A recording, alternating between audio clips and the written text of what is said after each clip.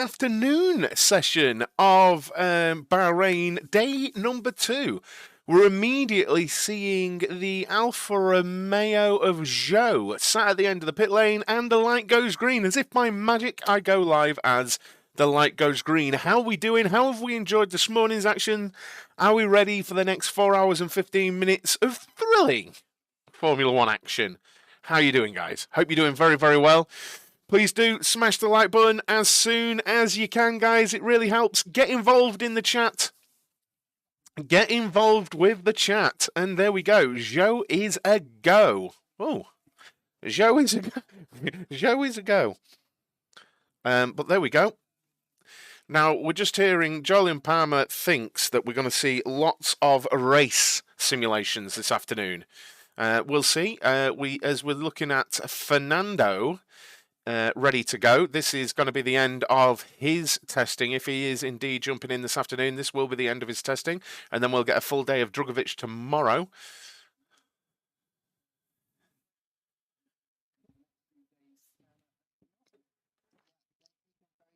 Just hearing. Cheers, Sokol.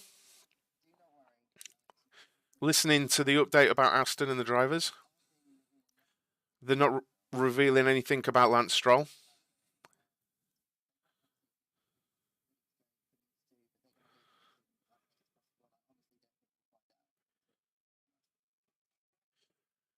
So basically, they've just said on the F1 coverage they don't think that we're going to find out about Aston Martin until the last possible minute whether they're going to replace Lance Stroll, because the rumour, I think it's still rumour, has it that he has broken both wrists. And there's some talk that he might be able to have surgery and have it fixed and be back in time because MotoGP riders do. But I think they'll have Drugovich in. Just watch the first 2 episodes of Drive to Survive. I don't think I'll be watching it spring. Honestly, last season I didn't manage to get through it. I didn't actually manage to get through last season as I turned down my coverage because Buxton is deafening me. How you doing, Prime? Hope you're doing well. Please smash the like button. Get involved in the chat, guys. Do you think what do you think we're going to see this afternoon? Do you think we're going to see anything surprising this afternoon? Do you think it's going to be long runs? Do you think we're going to see anything at all that's worthy of anything? As we see Zhou, Julian Palmer seems very sure that we're going to see lots of race simulations this afternoon. I don't know. He may well have inside knowledge because he's there after all. I'm not. I'm sat in a room in England. But maybe one day. Hey, maybe one day. Another box start, maybe. As we see, yeah, Verstappen is on track, as is Zhou. Race sims likely, I think. Yeah, potentially. That makes sense, doesn't it? It makes sense. It does make sense.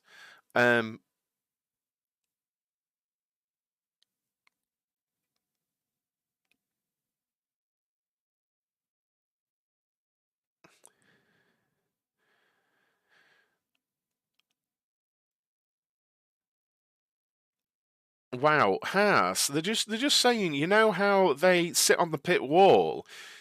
They've just said that Aston Martin have got an 8-seat thing for the pit wall, right? An 8-seat thing for the pit wall. You know where they all sit there and stuff like that. And they're saying Haas's 3-seater one will save them $250,000 a year in transportation costs. Just because it's you're paying $250,000 to move 5 seats around the world a year. Mad, innit? Mad that. That is crazy.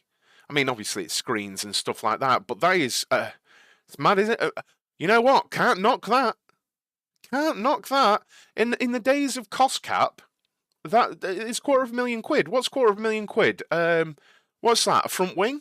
Maybe 2? I don't know.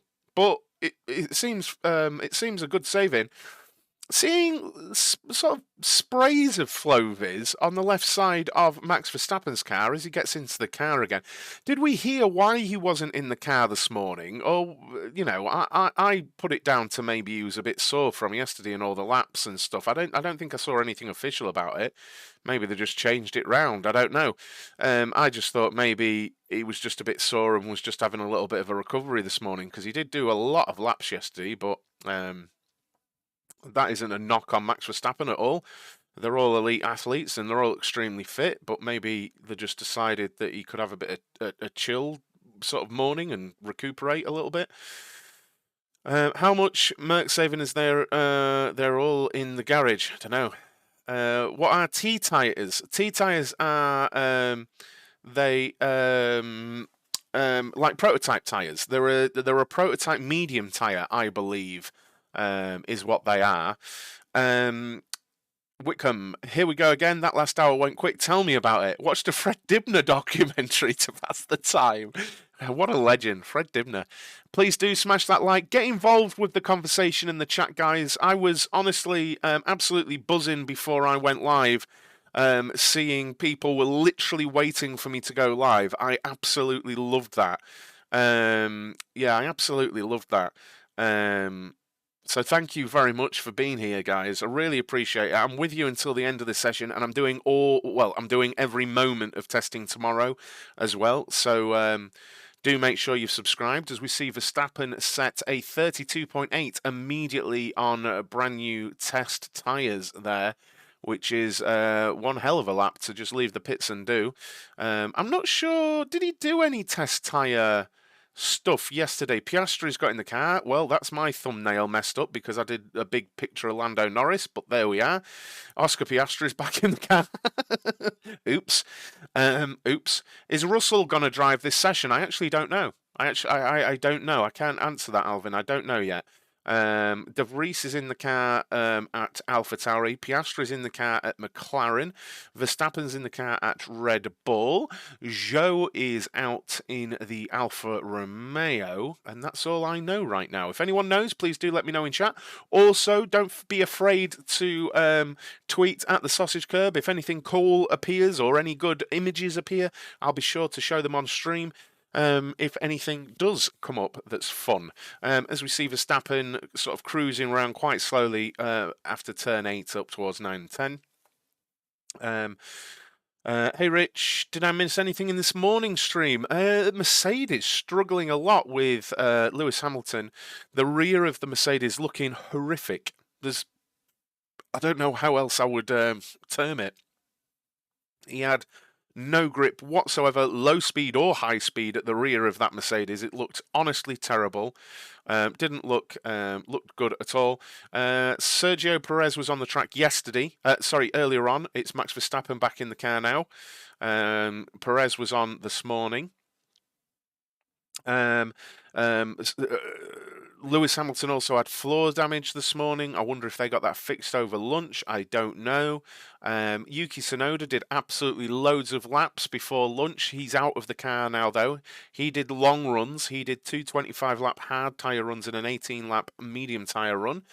Logan Sargent in the Williams, admittedly on soft, but looking very bright. The car looked very nice indeed, the way it was handling for him.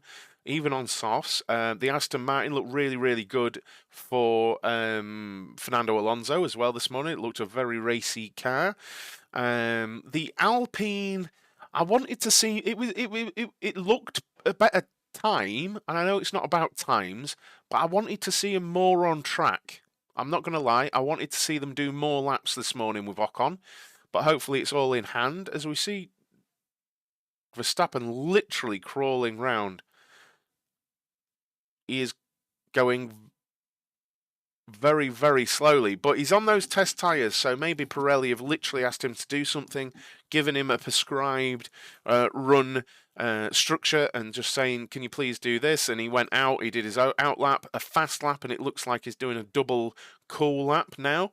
Do you think Merck's plan B will work if they use it? I mean, that's two questions, isn't it? Do you think Merck have got a plan B? I don't. And do you think it'll work if they use it? I don't think they've got one.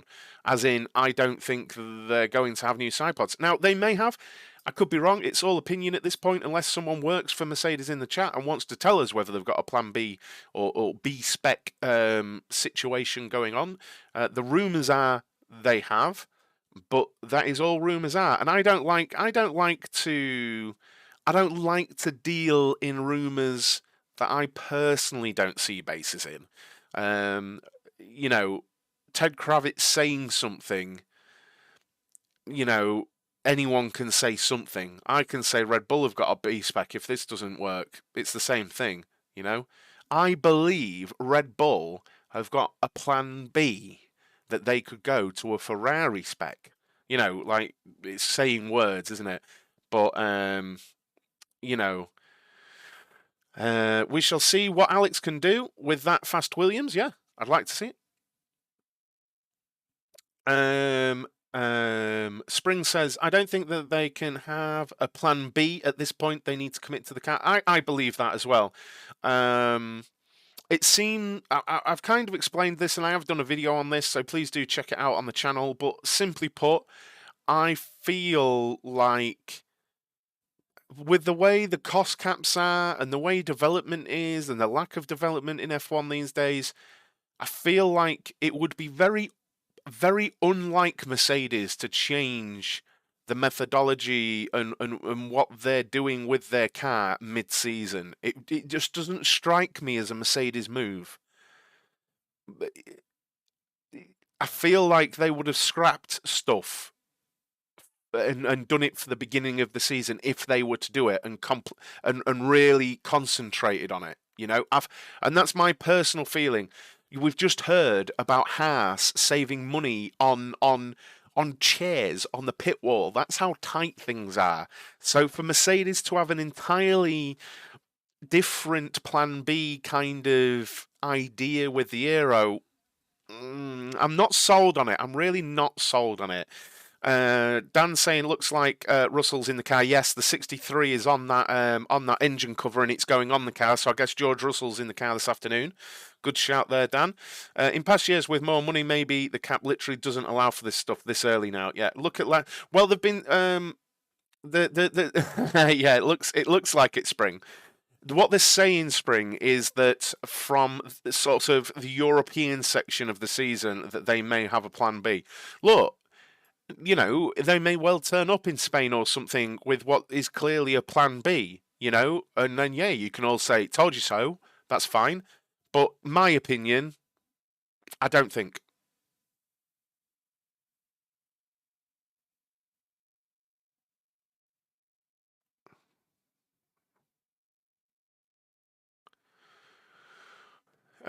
Okay, so with Leclerc's on track, so Leclerc's taken over the duties for the afternoon. So my thumbnail for this stream is completely wrong. Oops, oopsie. I've got Carlos Sainz and Lando Norris on it. Oh well. Oh well, I'm trying to get round them because I can already see the comments coming in. Oh, you only put Max Verstappen on your thumbnails. Oh, you only put Lewis Hamilton on your thumbnails. So I'm just trying to put all the drivers on. I think they're still switching over the car for George Russell. I would imagine it's not the work of a moment to get the car changed over because there is a significant height difference between Lewis Hamilton and George Russell, like a meaningful height difference. Verstappen into second place now on that test tyre. Yeah, indeed. But the track, it will probably be cooling from, well, maybe not. Well, yeah, we're in the afternoon there. It's like, what is it, like 3:30 there or something like that? Track temperature is still 40 degrees, so it's still hot. It's still hot.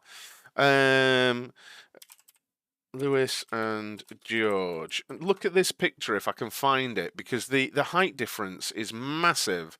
It's pretty crazy actually.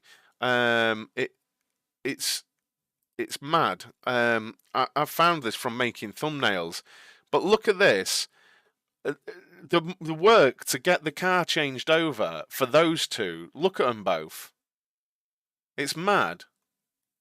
There's a massive difference in them. It's mad. Lewis Hamilton looks like a kid next to George Russell. It's crazy. But yeah, there's a huge difference between them. I just thought I'd show you because I don't think people are aware of that. Mac really just hopped in the. Yeah, well, I mean, again, it just depends, doesn't it?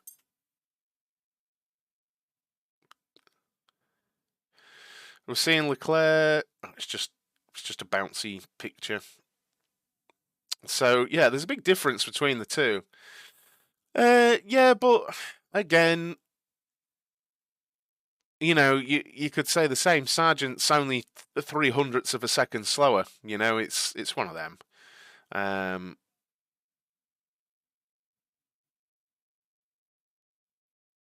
But that is looking. The Red Bull's looking mighty.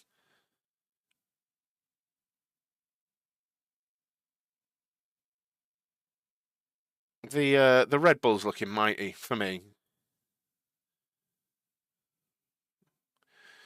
But it's on the. Yeah, that's a prototype tire. Yeah. But again, the prototype tire. What we have to remember about the prototype tire is I'm almost completely certain, right, that while Red Bull, Ferrari, Mercedes, while they all have their own testing program, I'm almost certain when running that. I'm almost certain this is how it works. That the teams will be obligated to run that testing tire, and when they run that testing tire, Pirelli will have said, "Can you do these things, please? This is what we want to learn." Right? So that run and how that run was constructed, maybe not entirely, but lots of it will have been for data that Pirelli were after. So, you know, it's literally like we saw there with Max, go out, hot lap, like do your out lap, hot lap, and we want you to do 2 just cool laps, chill. And he did. He was crawling round for 2 laps. And then we want you to do a hot lap again, in lap in the pits. And then they want to look at the tyre. They want to look at what the rubber's done. They want to look at graining, blistering. They want to look at how much wear it's got. They want to look at the temperature and the viscosity and absolutely everything to do with the tyre. And you'll have seen other teams do long runs on the tyre. You'll have seen other teams go out and smash out 2 laps, 2 hot laps in a row. And so Pirelli can take that data, look at the tyre, look at what it's doing, and then go, right, this is what we need to do. You know, and there you go. Oh, cheers, Spring. Thanks for confirming that. I thought that's how it went because I attended a Pirelli tyre test at Silverstone many moons ago now.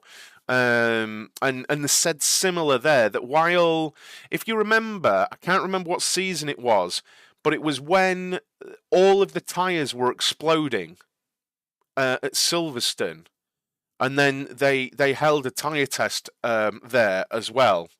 And I was there for it, and they were on about the permutations, and that Pirelli were literally saying, "We want you to do this," you know. They could do their own stuff, but okay, we've got.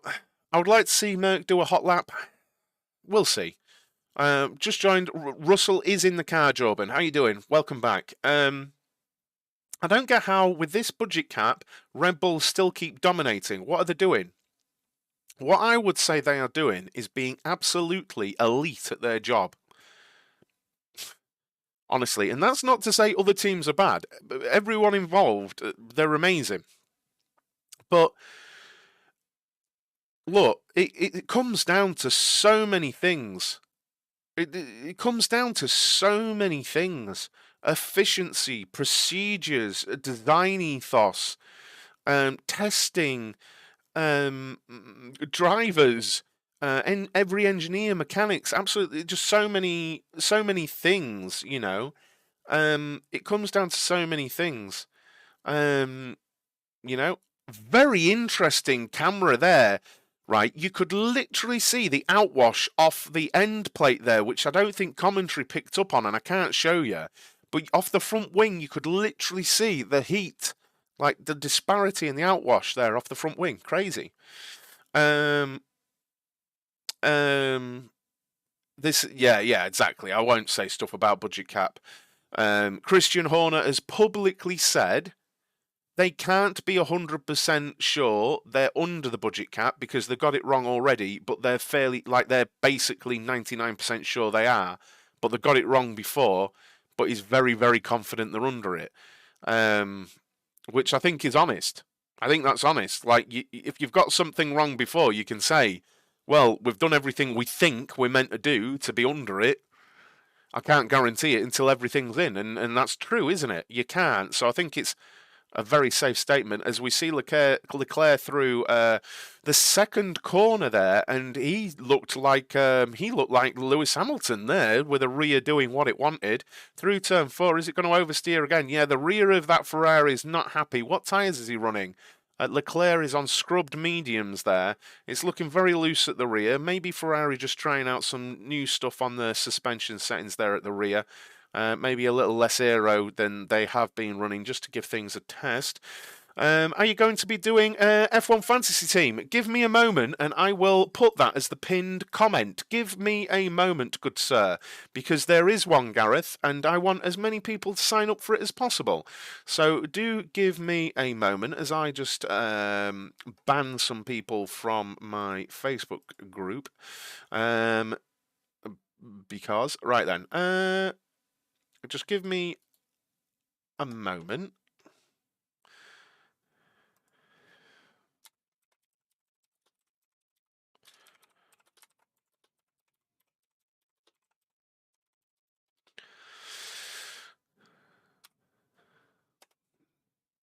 There you go. So that's what we're doing this season, right? That's what we're doing this season with the F1 Fantasy. We're using an app called Grid Rival. It's available on iOS and Android. It's absolutely free. Just sign up, follow that link, and you can sign up to our league. I think we've got 60 people in it now. So if you're into doing an F1 Fantasy League, please do follow that link, get the app, sign up. Brilliant. Get involved, guys. Get involved. Absolutely free. And let's just make it a massive F1 Fantasy League. Let's do it. Good fun, isn't it? Good fun to have an F1 Fantasy League, and maybe we'll go over stuff. My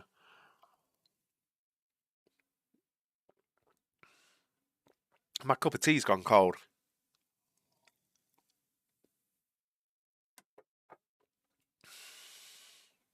Will Leclerc beat Sainz's time? It's possible because it gets better for the cars as it gets cooler. Yeah,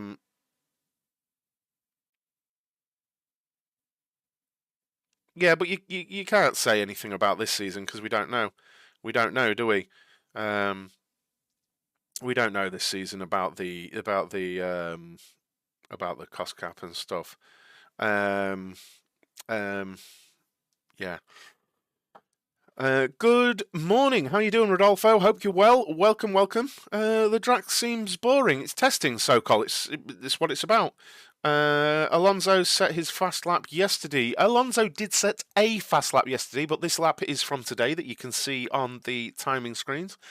This is kind of what testing is like, though. Sometimes, guys, we don't have people on track, and it can seem a bit dull. There's no one out there right now.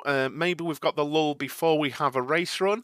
I think we're going to see George Russell out on track very shortly, and he'll probably do an installation run of a lap or two, and then back into the pits. Now, interesting, there are some checkers on the inside end plate of the Mercedes, and I'm wondering whether they've got a camera pointed out there and they're measuring flex using those checkered stickers. Merc haven't been out yet. Merc does not seem quick as expected. I mean, I'm not sure. Were they expected to be quick? I don't know. Were they? I don't know. Please do make sure you're hitting that like button, guys, and subscribing to the stream. I'm going to be doing watch-alongs for the rest of testing today and tomorrow, and I'll be here doing watch-alongs for the all sessions this season because people seem to want me to do the practice sessions as well. So do hit that like button and subscribe to the channel. It helps absolutely loads because we are fast approaching 1,000 subscribers on YouTube, so please do make sure you hit that sub button. Testing is like pre-season in football. It's for the benefit of the team. It's not supposed to be exacting, but very interesting nonetheless. Indeed. Indeed, because as well, you know, I think it's very easy to look at Formula One as just a one or two person sport, in so much as you see the drivers. They're the focal point, right? They are the focal point of what you can see. But the reality is, the mechanics need to get to know the new car. The engineers need to get to know it. I mean, they've seen it behind the scenes and whatnot, but they really get to sort of work on it in a race setting and things like that. And it's really important to remember that there's more than just the drivers involved. Everyone needs to get up to speed with the car. Any new procedures for the new car. You know, you all do it. Everyone has the Monday morning feeling. You know what I mean? And this is their shaking that off and getting on it sort of thing. And it's important to remember as well, people back at the factory, they'll probably be doing, I can't confirm this, but maybe they've got people back at their like mission control. I've forgotten what they actually call it, but you know, the room where all the people are monitoring all the systems. Maybe they've got people in there sat back at the factories taking data from the cars. Ops room, there you go. Thank you, Spring. Maybe they've got people in there as well, new people, and they're getting used to all the team's procedures and everything like that. So while we're seeing the car doing laps on track, there are hundreds of people, right? Hundreds of people getting involved. I like for the fans that the televised testing, but I do wish sometimes they didn't. I can't. Honestly, I just want them to televise everything, so I'm happy. Why is Merck waiting so long? They're not waiting. They're working on the car. They're getting it swapped over for George Russell. They're changing over the car, guys. George Russell is a much taller guy than Lewis Hamilton. So they've got to change out the seat. They've got to change out the pedal box, maybe padding inside the cockpit. Steering wheel change. I don't think they change anything to do with the stem of the steering rack or anything, but they've got to change loads of stuff. And I think as well from yesterday, and I saw it again today, I think all the teams changed the brake discs and pads between sessions as well. So it's and then they'll be changing known settings as well that the other driver has been using to go back to their baseline and things like that. I did pop a little list of bits I'm sure has changed. I will get it back up. All right. Cheers, dude. Thank you. Thank you. I didn't see it. Sorry, Spring. Not intentional to miss that. Pedal box, seat spacers, seat spacers, steer. Oh, they do change the steering column. They do change the steering column. That's interesting, Spring. I didn't think the change, but that's to do like steering column. I guess the distance. Yeah, that's what they'd be changing it for, literal arm length and whatnot. And then I've forgotten what it's called, but you said to get mad at them throwing it. You know the foam insert. I guess they changed that for the hand slots on either side. I guess they changed that. Max with a purple first sector on new mediums. Max Verstappen may be making an early statement in this session. Is going along, is around turn 11, going up to turn 12, and the second sector as we join the coverage there. And he should be going over the second sector any second now. We'll see that pop up. It's going to be purple, isn't it? Purple, yeah. Is this going to be a statement here? Ooh. What's he going to do? What's he going to do here? I mean, it's P1 for sure, unless he messes up. Round the final corner he goes. 6/10 up. Oh, this is the first 31-second lap. 31.8. 31.8. Mate, these cars. That's a statement. That's a statement. That's a statement. Holy shit.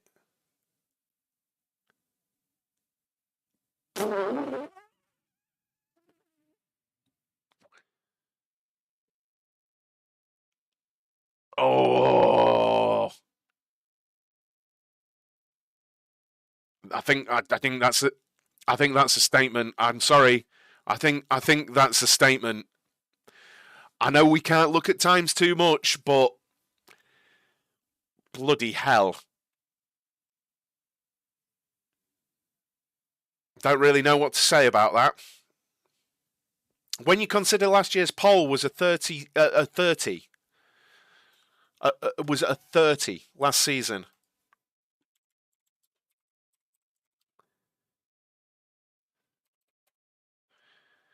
That that was quick. Right, let me just get you the data here.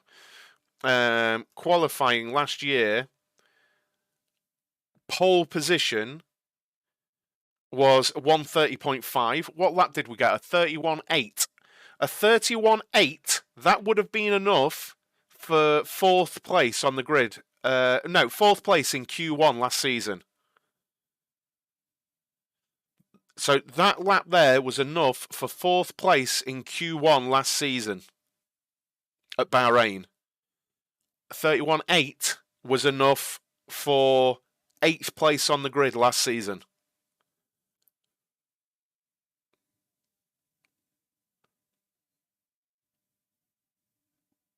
I don't even know what to say about that. Look. This is nothing against Max or Red Bull. Look. This is nothing against Max, Checo, Red Bull, anyone. I hope they're not that much faster than people. God, that Red Bull looks unbelievable. Not me preparing to watch the entire season of middle section ranking. Red Bull just showing off. They ain't giving no one the space. It's mad. That's mad. That's mad. Russ pitted. No, Sokol. I explained what Russell would do, and he did exactly what I said he would do. They changed everything over. They changed all the pedal box, the seat, steering column, absolutely everything for George Russell, and it's exactly normal within Formula One to go out and do what they call an installation lap, where they just check all the systems, everything's okay, and Russell will come back out again very shortly, I'm sure of it. It's very normal, very normal. But that was insane. That was insane. I don't even big numbers there though. Just having a swing of the dong, I think. Honestly, Spring. That feels like tomorrow Hamilton will be out against Sokol. Yeah, I mean, look, as a Formula One fan, I want competition.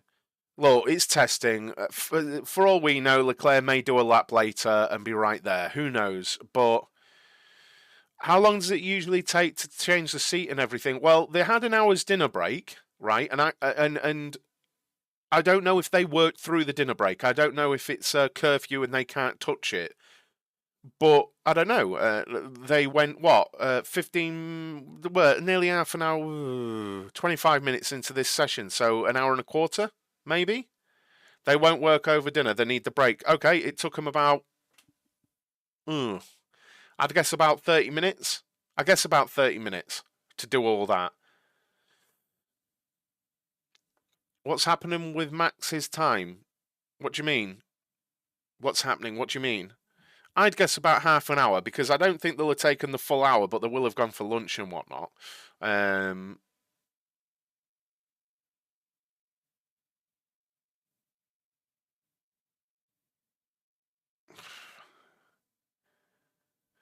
P11. Yeah, I agree, Alvin. Max did a top job yesterday. Yeah, it's like an insert, isn't it? Thing.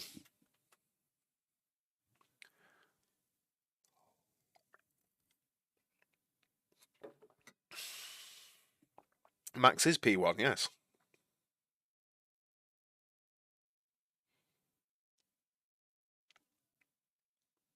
That was crazy.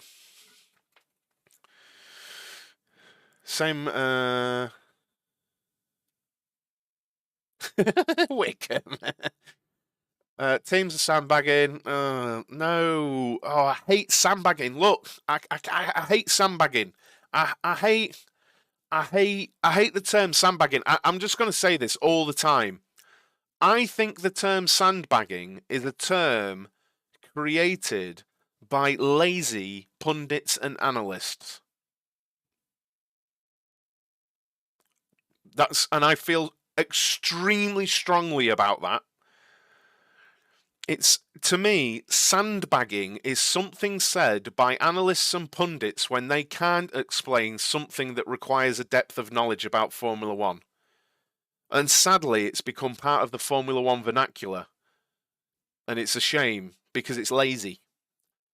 Is it just me, or after Nicky died and Mert just can't find the rhythm? I don't think it's connected to that, but obviously it's a shame.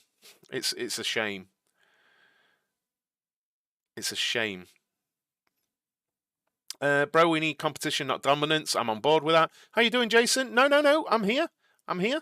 I put stuff in order so that I could cover the afternoon. So welcome back, Jason. Welcome.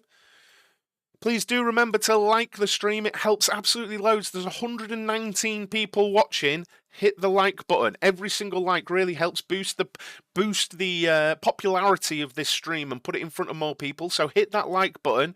And also, if you're into this watch along content, hit that subscribe button down below, guys, and get involved in the chat. The more of you that are involved in the chat, sharing your opinion, it really shows YouTube people want to see this content, want to engage with this content, and it'll put my stream in front of more and more people. So please do share your opinions in chat. Do you think Williams really are strong this season? Do you think Aston are strong? Do you think Verstappen's going to be dominant again? Do you think McLaren really are struggling? Get sharing your opinions in chat. I'll try and chat with lots of you. They're focusing more on developing the car rather than showing off race pace. I agree, Shiv, but it doesn't shock me that Red Bull and Max Verstappen have done that lap.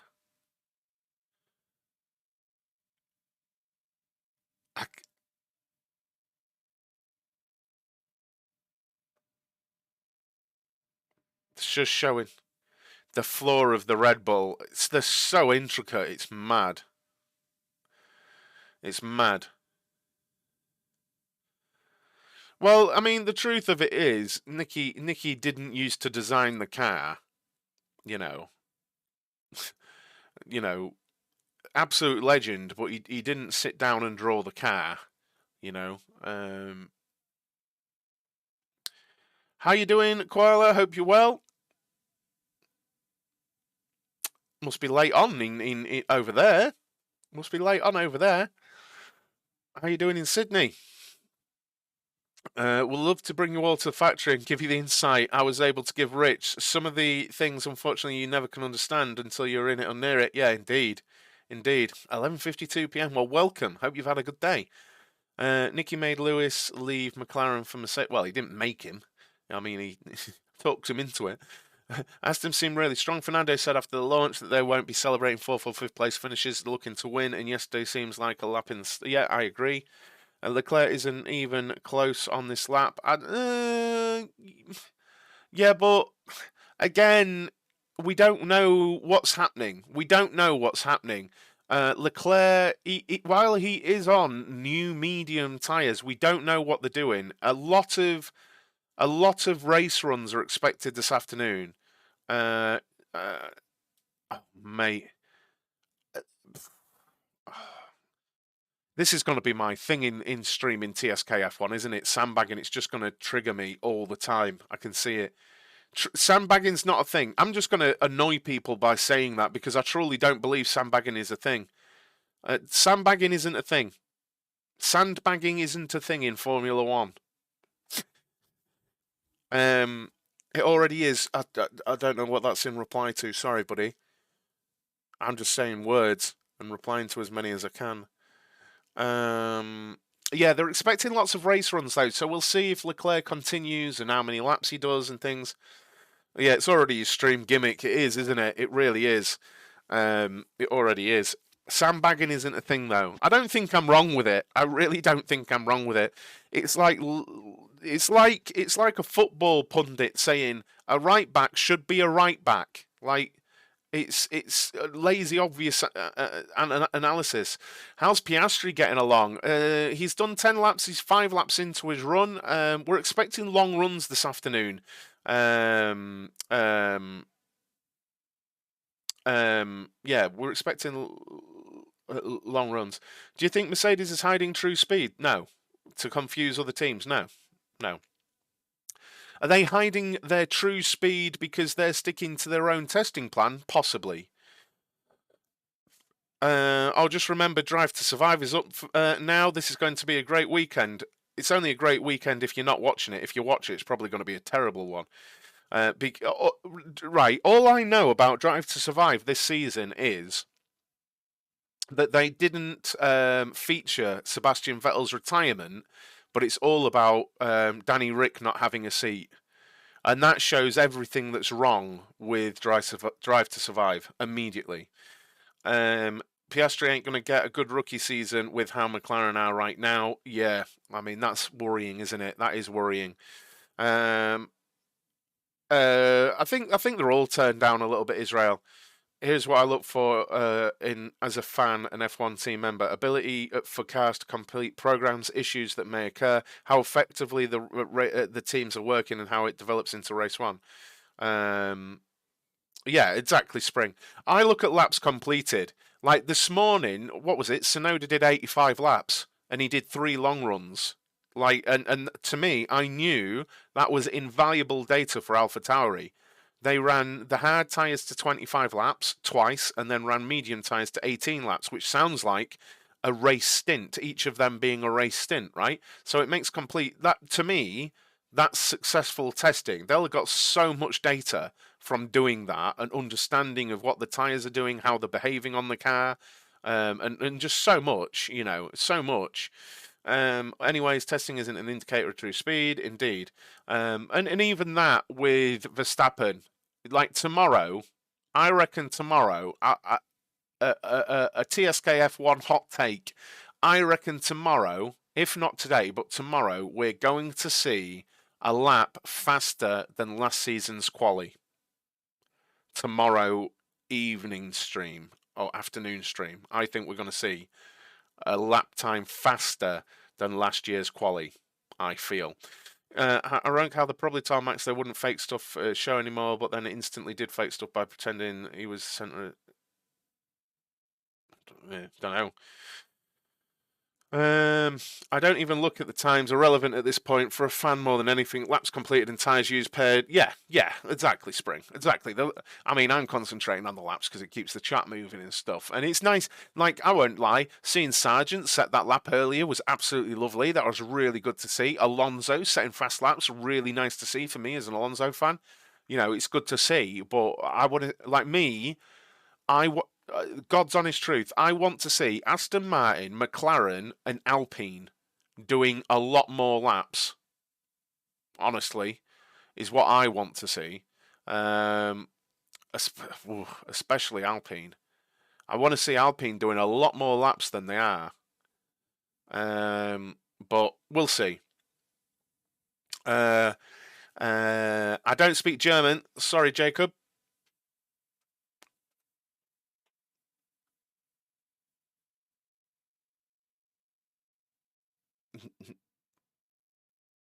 Nein sprechen Sie Deutsch. Curious that Max was relatively slower through the speed trap. Well, I mean, it just depends what they're running for, doesn't it, and what they're trying to do. I mean, seeing Hamilton at 288 is encouraging for Mercedes fans because they were a lot slower yesterday. But it's an interesting thing, isn't it, actually? It's interesting. Albon's name isn't on the timesheet because he isn't driving today. What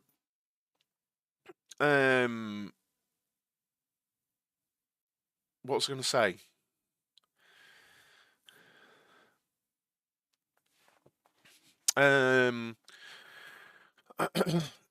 Yeah, we've got a higher top speed than we had from Hamilton, but the rear of the car was a pig. Interesting. An update on the Mercs. Nothing to report right now. This channel, my channel, this one, Jorban. Is it Jorban or Yorban? Because I know some, like, a J can be pronounced differently depending on, like, language and stuff.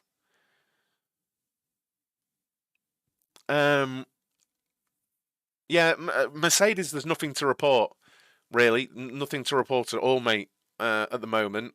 Sorry, I'd like to give you a report. Did you see this morning, James, where they were struggling with the rear in Hamilton? They did do that this morning, but I'm not sure if you were in when that was happening. And the easiest way to help this channel, if you think this channel is underrated, is just hit that like button, get involved in chat as much as possible, guys. Don't forget, teams will at some point need to see the car performing in quali sims, etc. It doesn't mean quali on a race weekend. Some cars will even have an update by race 1. Yeah, I'm accepting stuff. I'm expecting stuff by race 1 for some. Unless the sandbagging, there's no sandbagging. Oh God. I've seen on Twitter something about Mercedes. The blind fan says Mercedes saving pace. You guys, do you believe this? Look, okay. So, there are sandbagging. I've said this about 30 times today already. Sandbagging is a term made up by lazy pundits and analysts. It's not a thing, right? Mercedes, are they hiding pace?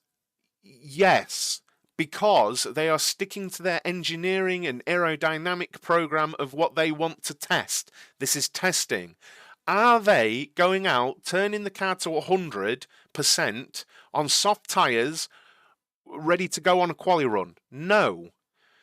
So in that regard, they're hiding pace. But that's because they're not trying to do that. None of them are trying to do that. None of them. So you would say all of them are hiding pace, but none of them are doing it to be deceptive.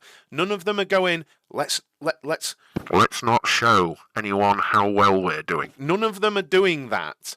None of them are hiding something to try and be deceptive. They're doing their own thing. They have to test things. The testing things, you know. It's JPG. Welcome. A bald and beard combo is a great example of strong aerodynamics with adequate downforce.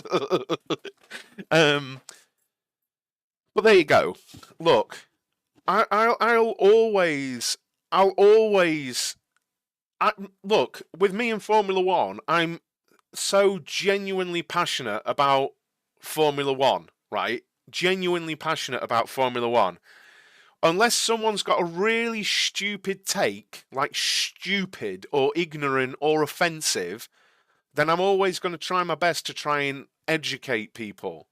You know, not everyone's been watching Formula One for 30 years. And that isn't me saying I know everything, but I do know a lot to do with Formula One. So I'll always try and offer my opinion and try and help people understand the sport a bit more, you know? Like, I'm trying to give props to the mechanics and engineers and everyone else. Like, testing isn't just about Logan Sargent in his Williams. It's about the team and them getting used to everything as well, you know? But there you go. Kofi thinks the RB19 will dominate again. Maybe. Stop the ball jokes, mate. I'm old. I've had plenty of ball jokes in my life. I'm used to it. Only Alonso on track for Aston Martin today? Yes. Do you think the Red Bull punishments were fair at the end of the day? Love to hear your take on it.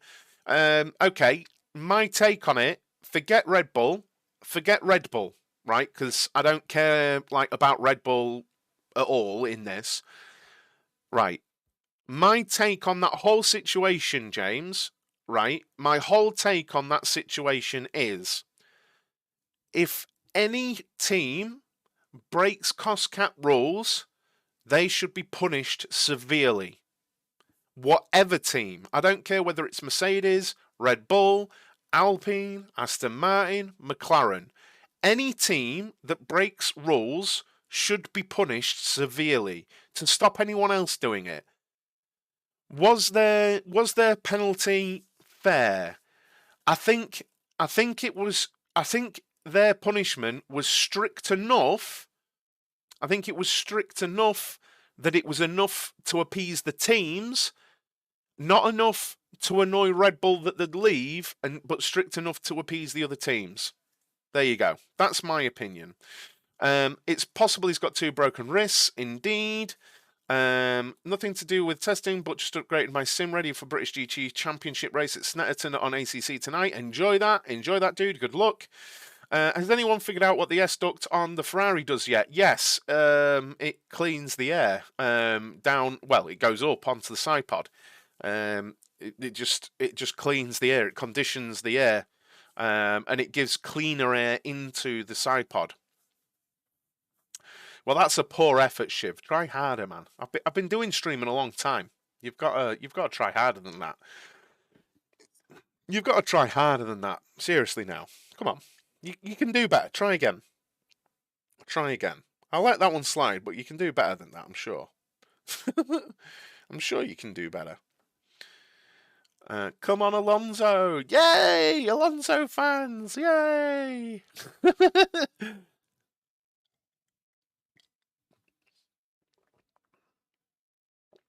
Alex Albon.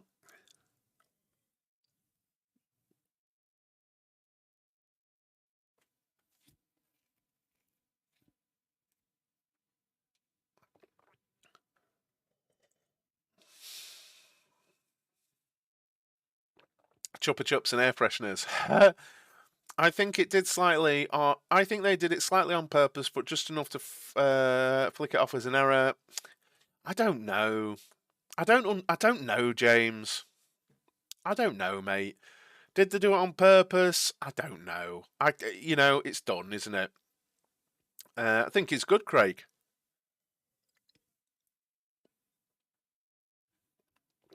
I know he's a real person. I think he's all right. I think he's all right. Shiv. He seems to know what he's on about. And Aston seemed to be moving up. Good try, though, guys. Good try. How juvenile of you. Finding a man's name funny. Bless him. Bless him.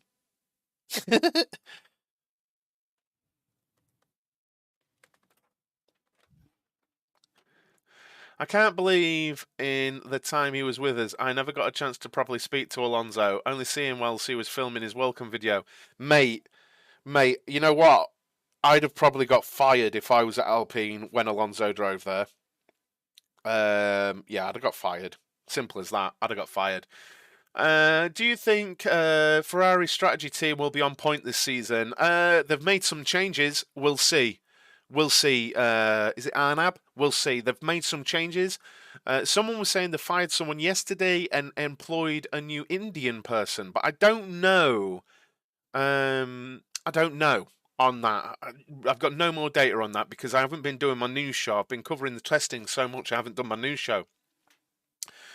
Hopefully Horner and Toto beef can heat up again this year. Love some of the press conferences. Favourite quote from Formula One?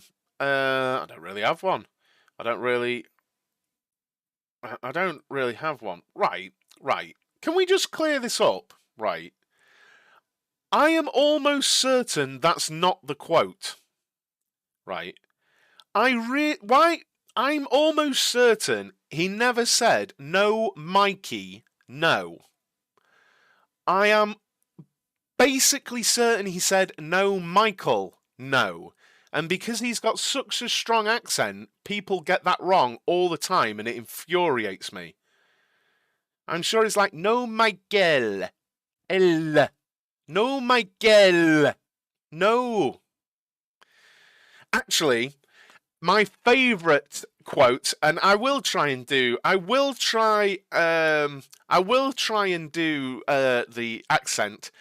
At Silverstone the other year, sat there, the crowd laughed their heads off when Toto Wolff came over the radio and said, "Michael, I have sent you an email." It was absolute gold. Toto, I don't monitor my emails during the Grand Prix.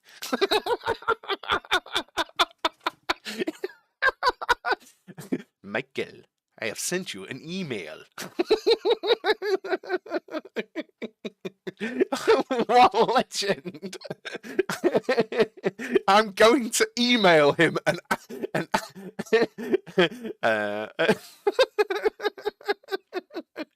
honestly, sat at Silverstone, the entire stand I was sat in just started. Everyone laughed. It was like, did he just say that? He sent an email. Toto is like, tell you what I'm going to do. I'm sending Michael an email. And just went mad on his phone. What a guy. What a guy. Max again, purple first sector, indeed. On the mediums. So you've got to guess, whatever Max does here, there's another second. So they're already at quali pace from last year. There's another second, I'm saying, because he isn't on the soft tyres. It was so funny. It was so funny. So funny. That's probably my favourite F1 quote, quite honestly. A purple second sector. Look, if this isn't a statement, I don't know what is. Is only a tenth up, but there we go, a 31.6 over the line.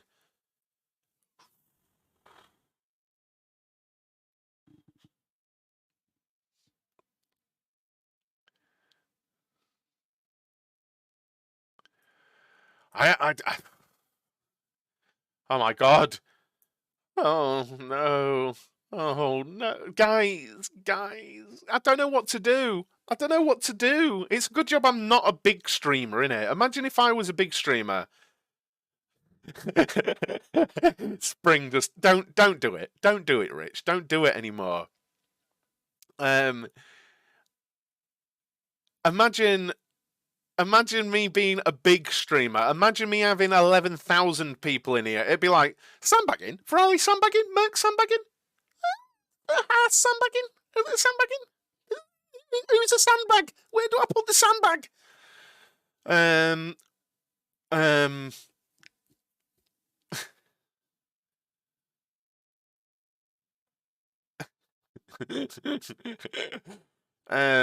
Yeah, Max driving it like it's a rental car. Yeah, indeed. Hulkenberg's out. Gasly's out now. Good to see Gasly out. Up to 8th place in the Alpine there. 7th place for Ocon in the Alpine this morning. So I'm expecting stuff from the Alpine today.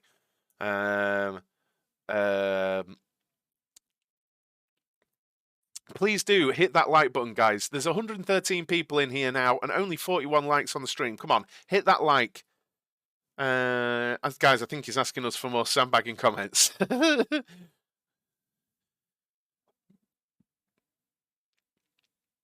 Did someone say, yeah, Alonso's out of the pits and he's on fresh medium, so Alonso might be going for it here. Alonso might be after a lap here. We might see something here, but we won't know as Verstappen has boxed there. Hulkenberg, what's Hulkenberg doing? He's on fresh mediums. This could be his personal best lap. It is his personal best lap, but it's not very quick on the fresh mediums there. So if that was intended to be a fast run... Am I still live? Am I still live? Am I live? Hello? Am I live? I don't know. So, yeah, that was weird. I got an error that I've never had before. Right, Alonso starts his, what I presume is going to be a hot lap here, through turn 2 and 3. Yeah, it went off. A bit weird, that. Got an error. It was a bit strange, that. Don't know. We're all good, though. Alonso over sector 1. What's he going to do here? Just a white sector, so nothing going on there. As Hulkenberg also sets a white first sector. He's super chill. He was 11 seconds off there, actually, Hulkenberg, so he's on a cool down. Will Tesla enter F1? I doubt it very much. Yeah,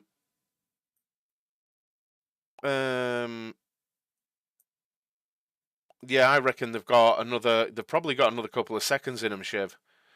Just waiting for Ocon and Gasly drama to start. Well, it's an interesting one. It's interesting. Expose the.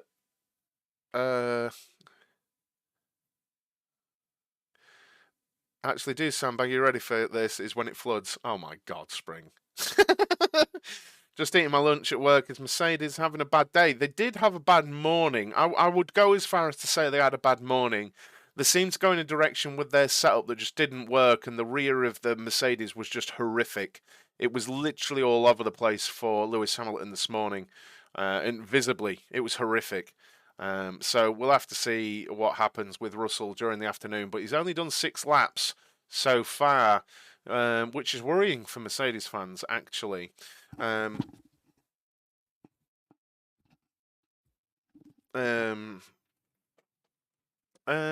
Tesla will never enter any motorsport category. I don't agree with that, Jamie. Didn't Tesla do? I'm sure Tesla did a support series for Formula E.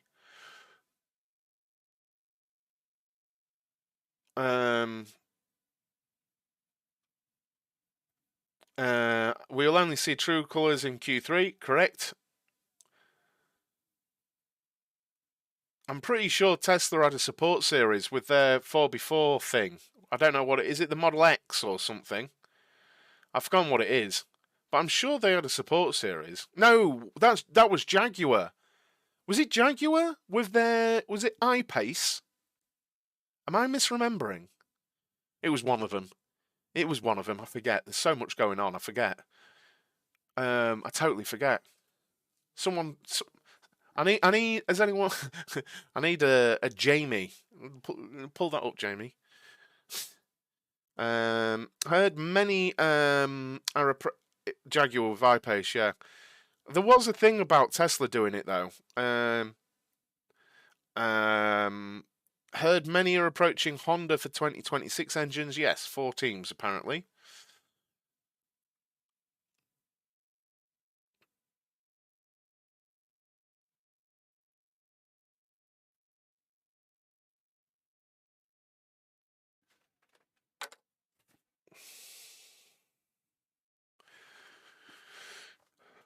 Yeah, so it was Jaguar with the I-Pace. It was something that stuck in my head. I knew there was like that thing. The interesting story, actually, the interesting thing is Honda aren't. The interesting thing is Honda aren't actually committed to 2026. I think it's been a misunderstanding that they have signalled their intent with the FIA, but Honda are waiting to see the final engine regulations for 2026 before they actually commit. So Honda are wanting more electrification than the current regulations have. So yeah, that's just an interesting thing that I thought I'd point out for you guys, that it's not that Honda are back 100%. They've signalled their intent to the FIA to be involved, so long as the development of the regulation goes in a direction that they want it to go. So yeah, I know it sounds a bit jargony, but there is a difference there.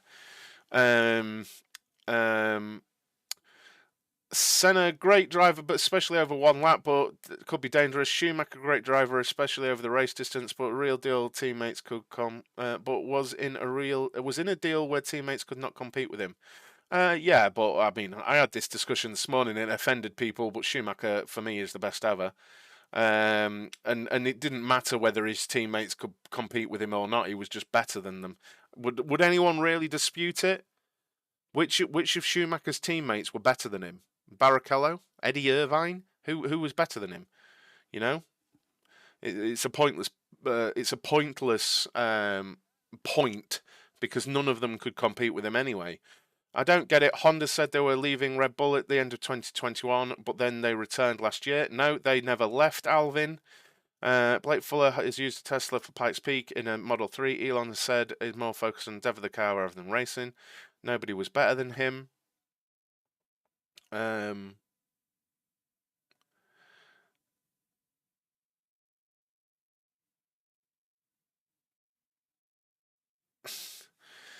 I do like Alex Albon. They're just interviewing him, and I think he's a good lad. He's a good lad, and I hope he has some success. Jim Clark was the GOAT. Good shout. Good shout on Jim Clark. Alonso and Vettel, both great drivers. Hamilton, great driver who never had it handed to him. Um, who had it handed to them, Michael? Elon should just stick to SpaceX. How has this become an Elon? What's going on in chat? Why are we talking about Elon Musk? What's going on? What's going on?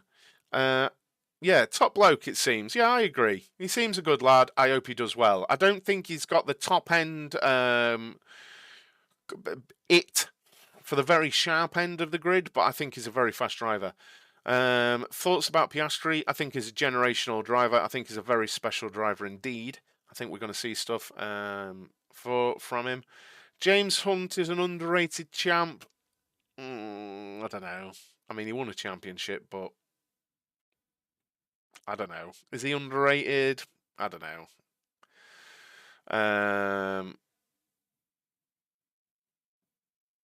There's no bias there, Jamie. Also, like Ocon, a decent talent. Always a driver helping him, even to develop and setting the car up for him. It's not the point that his teammate was better than him or not. The thing is that he always had driver helping him to even develop and setting up the car for him. Has anyone watched Formula One before? Why is this even a discussion? Why is this even a discussion? Has anyone watched Formula One? Has anyone watched Formula One? It would really, really annoy people, I think, right? Does anyone know, like, anything about Formula One? It pains me. You realise, back in the day, right, this happened. This happened, right? Number one driver, number two driver. I want to say it was Sterling Moss, but it could have been Fangio. I can't remember who. But a little history lesson. This is Formula One. This is team orders in Formula One. Don't tell me about first drivers or second drivers. To even slightly suggest Schumacher wasn't as good as he was is insane for a start. But anyway, this is F1. The first driver's car broke down and the second driver was told to pit so the first driver could jump in his car. So the second driver had to stand there as the first driver took his car. That's Formula One. Why are people on about second? Like, that's the function of a second driver. I don't know why people are making the point of it. It's a bit redundant. It's redundant to make that point. It just is redundant. Do you think if Hamilton should retire from F1, he might stay behind the scenes to help with car building and stuff? Well, I think there's a deal in place, Adeline's Aces, where Hamilton remains an ambassador for Mercedes. What that would mean, I don't know. Do you think Adrian Newey is underrated and not talked about enough? No. I think everyone knows his value. Who was the first and second driver then?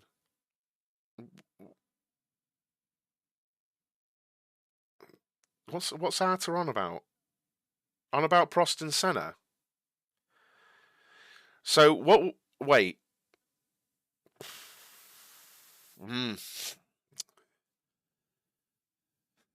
Collins gave his car to Fangio. There you go. There you go. Stating, people would make demands of me and driving would not be fun anymore, so I handed him the car. There you go. History lesson with TSKF1 Spring.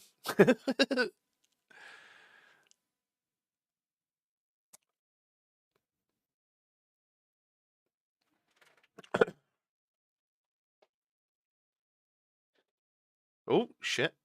I think the point is not about the talent of these great drivers. Just when seeing which of these amazing is best in the world, drivers are evaluated in small details of competing against teammates in the same car need to be taken into consideration. Why? What?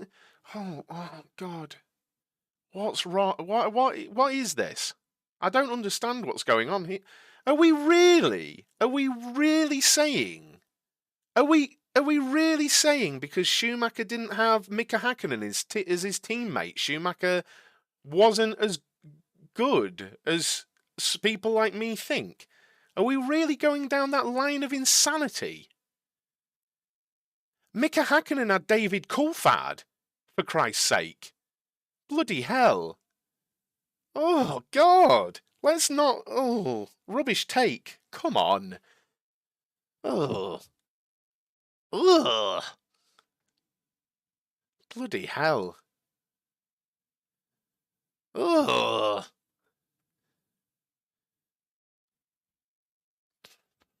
Ugh.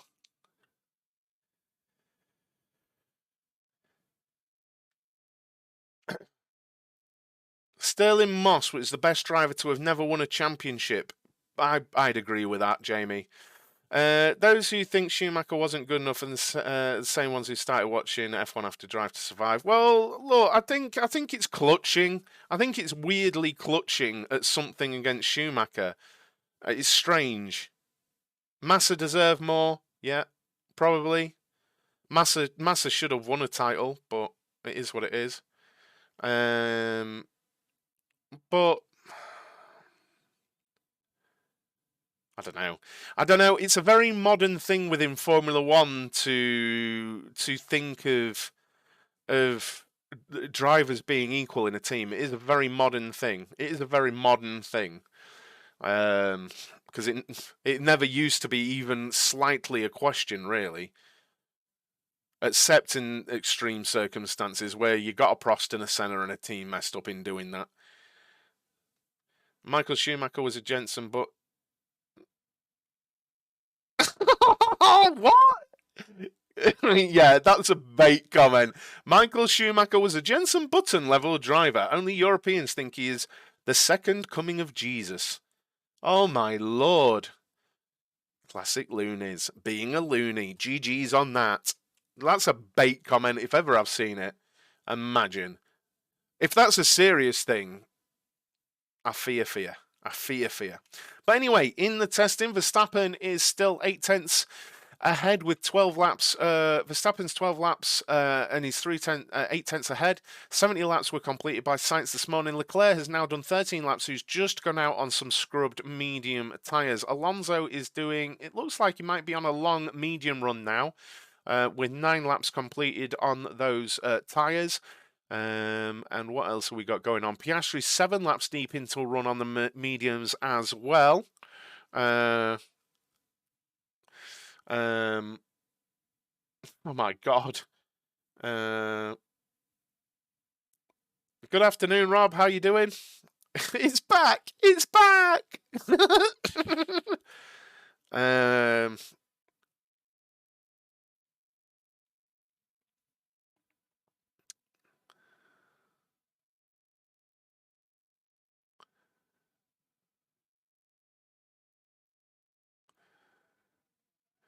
What if Senna didn't go to well, what ifs, buts, and maybes. Things happen in life, right?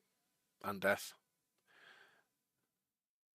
Jensen was not a World Drivers' Champion potential driver. The championship was totally for the juniors car Braun built that year. Well, I mean, Jensen Button was an exceptional driver, but what about Massa? What about Massa? I don't know what the actual question is. What about Massa? I don't know what the question actually is. How come Mercedes don't use Flovis? They did this morning, Jonathan.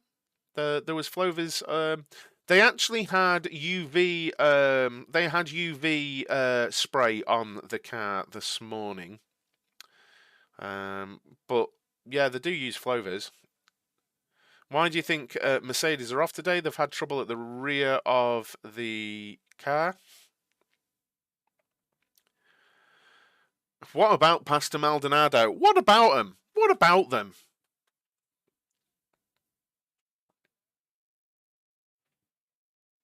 I'm just saying it's hard to say which driver is better. All of the multiple world champions are in the top 0.05% of the drivers ever. I was just saying they have different strengths, but no one can win and not be great. But yeah, but I completely refute the implication that you had that Schumacher's success was in like a massive thing to do with pliable second drivers. I think you could name. Look, you could go Schumacher or Massa. Schumacher or Eddie Irvine, Schumacher or Rubens Barrichello, Schumacher. Whether they're helping him or not, he beats them anyway. You know, you could say that, and that's why I just refute that implication, because you can name any of his second drivers, and he's beating them anyway, right? And that's why I think that point doesn't count. Nicky Lauda is the best driver in my opinion. We've had a few people say that, Ale. We've had a few people say that. But opinions are great. I don't want to argue with anyone. Opinions are great. I love opinions. I'll give my opinion and I'll state it and you state your opinions, guys. I actually do love opinions. If something is a bad take, I'll call it out. Like earlier when someone said Lewis Hamilton isn't good in wheel-to-wheel racing, I argued that point because I don't agree at all. But opinions. This is all based on opinions, guys. Get involved. So what we were just saying there, Michael, I like the back and forth. I like the back and forth. You're putting your point across, and I'm just putting my point across. This is what content is. This is what watch-alongs are. This is what streaming is. This kind of back and forth, and you can have a chat. You can go, well, we disagree, but anyway, all of it's only based on opinion, right? You know, it is what it is. So it's good. It's good to have those chats. Nicky Lauda, like Nicky Lauda, I respect him as a champion and stuff, but he's never been a favourite of mine. I won't lie. Jim Clark is right up there for me. Montoya deserved a championship. I loved Montoya. I loved Montoya. I really did. Best driver is the one that doesn't get the car on the top step. It's the one that can drag the team up as a whole from struggles, motivation, development. And this was the thing. This is a point I made the other day, yesterday, in fact. I like to see a driver go from one team, win a championship, to another team and win a championship. Right? Schumacher did that, and Ferrari were horrific when he joined them. They were in bad shape. Lewis Hamilton has done that. I really wanted Seb to do that with Ferrari. I really wanted Alonso to do that with Ferrari. But that's a thing for me. I like that. For me, any driver, as a great driver, I like that to be a thing. I like that myself. I like that. But that's a personal barometer for greatness. I wanted to see Seb Vettel do it. I wanted to see Alonso do it because I was fond and am fond of those as drivers. I want to see Max do it. I want to see. I don't know where he'd go, but I'd like to see Max one day. I think he's an elite driver. I want to see him go to like a Ferrari or a Mercedes when Lewis goes, wherever, and win a title. Because I think when a driver does that, you can say it wasn't the car. They have that adaptability to jump into another team, work with that team, and make that car and team work with them. You know, and that's just a personal opinion thing. I'm not saying any driver that can't do that is bad. I'm an Alonso fan, and he didn't do it. But that's just a personal thing. Schumacher at Benetton showed his total class. It's just the number of titles and wins maybe just a little bit lower. If not for team orders, yeah, no, I'd get that. But team orders are team orders. Alonso's had team orders. Hamilton's had team orders. Max has had team orders. Team orders are F1, you know.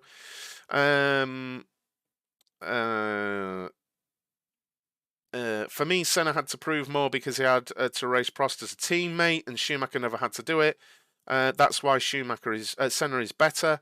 Look, you can only race what's in front of you, Arta. You can only race what's in front of you, and Schumacher still beat everyone. So, but if you think Senna's better, that's fine. You can't say Senna is better because on every level he isn't. But you can have the opinion he is. Statistically and racing, he isn't. But he could be. He could have been.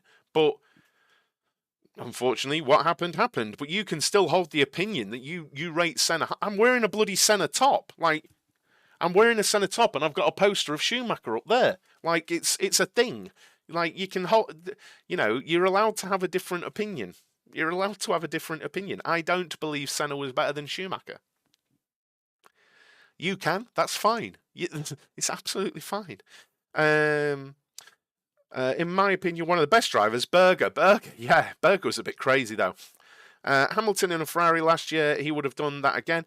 I said yesterday on the testing stream that I really wanted to see Hamilton go to Ferrari. I just want to see that. Danny Rick is a great example of a class driver that simply could not get on with the McLaren. If he was in the Merc or another team, it may have been different. We'll never know. That's F1 and that's life. Yeah, look at Alonso. Went to McLaren, it didn't work out. Went to Alpine, it's not worked out. Maybe it'll work out at Aston. You think Ricciardo leaving Red Bull was a career-ending decision? Nah. I don't think Ricciardo beats Max anyway, so. Jody Scheckter, I don't really have many thoughts on Jody Scheckter, I'll be quite honest. I won't pretend I know a huge amount about Jody Scheckter. Berger as a teammate to the best was always their favourite. Yeah. But this stuff's always based on opinion, right? It's all based on opinion. And I'm not the type of person that gets in arguments and tit for tat about stuff. If something appears like a bad take, I'll call it out, but I'll have a discussion. And it's okay if you've got a different opinion. Like yesterday, people said, who's the best driver on the grid? I said, I'm an Alonso fan, but I think it's Lewis Hamilton. And immediately people said, that's because you're from the UK. No, that's because that's my opinion. You can say it's Max. You can say it's Charles Leclerc. But you can have a different opinion, and that's fine. This is about opinions, right? It's about opinions. Gilles Villeneuve, legend, but I won't... Again, he was gone long before me. So I won't pretend I know a huge deal. He was a flamboyant driver. And just gone way before me. Legend, but I can't comment too much. Mansell was one hell of a driver. Yeah, I agree. All that I post is only always my opinion. If we had different opinions, there'd be no. Yeah, if we had Jacques Villeneuve, I didn't rate at all. Jacques Villeneuve, I think Jacques Villeneuve.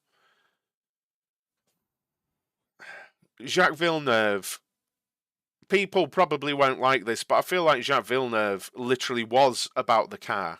He arrived in a very good car and then basically did nothing else. He won an Indy 500, I think, but I don't know how competitive that car was against the rest of the field. But for me, I didn't rate him, and I never have. Jacques Villeneuve. People may say different, but that's always, again, it's always been my opinion of Jacques Villeneuve. Montoya, I loved Montoya. He just seemed crazy. Hulkenberg goes up to 7th place there on some soft tyres. Who was the fastest driver? Ukyo Katayama or Nicholas Latifi? Katayama. Afternoon, Ian. How you doing? So yeah, guys, let's not do the internet thing where people get like, if I've got a different opinion to you, that doesn't mean we won't agree on something else. Like, hang about, have a good chat, have a debate with me. It's good. Any idea as to who may be the slowest team this season? It's looking worryingly like it could be. McLaren aren't in a good spot. They are not in a good spot. Like, at all. They're just not in a good spot.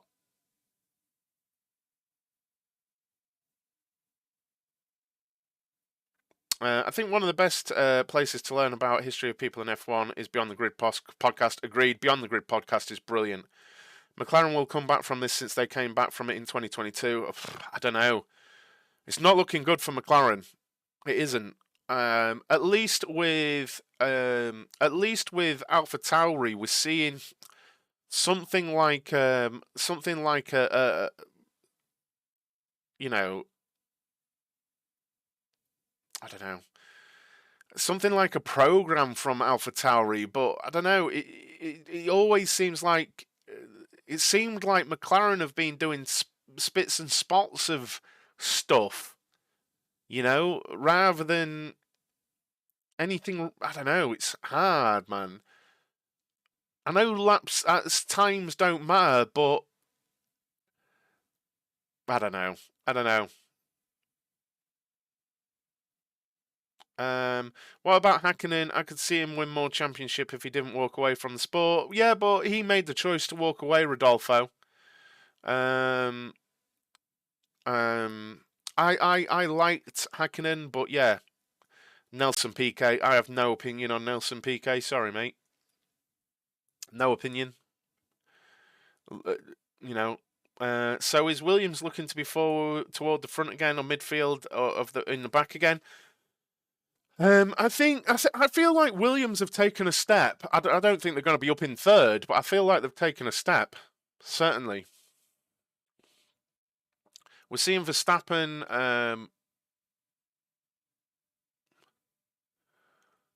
out on fresh mediums. We could see a lap here. So we'll keep an eye on it.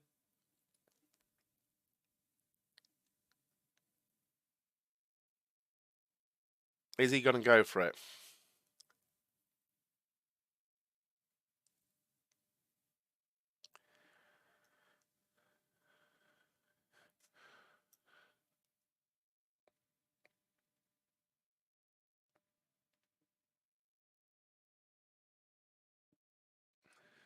Purple sector, first sector. Are we going to see a 30? Are we going to see a 30 here? Are we going to see a 30 or a low 31 here? What is it that we're going to get as he goes around turn 9 and 10?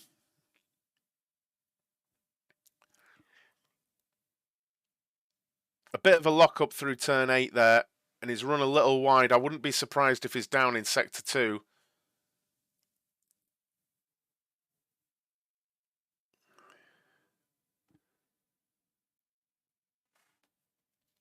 Where's the second sector? Yeah, he's down. I thought he'd be down. He had a lock-up into turn 8.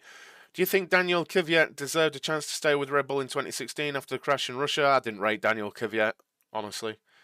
What's going on with the Merc? Nothing. Nothing right now.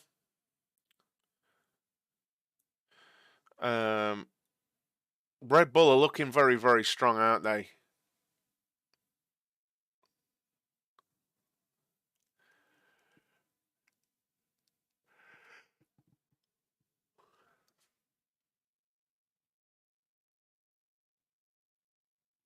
Yeah, it wasn't a great lap there from Verstappen. Maybe they just messed with the balance of the car a little bit just to see what it'd do, and it wasn't quite right,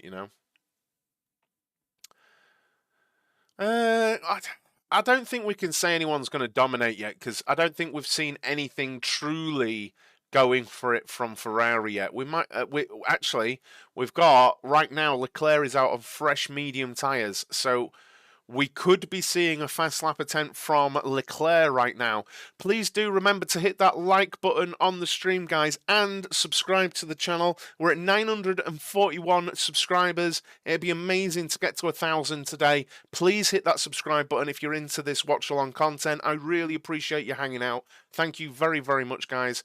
Leclerc is starting the lap now. Is this going to be a fast push lap? Alonso is also on fresh mediums, but not making a fast first sector. So let's see if this is a push lap from Leclerc. All eyes on the timing screen to my left, guys. Is it left or right for you? I think it's left, isn't it? It's my right looking at it, but yeah, you know. So let's look at Leclerc. What's he going to do? He's coming up towards turn 4 now, and he's going round it. My stuff is delayed. We're just looking at it now. He's going over the line. What's it going to be? Green first sector. That's not a million miles away, I don't think, at the first sector. Is not a million miles away. I'll have to look down here for the actual sector times.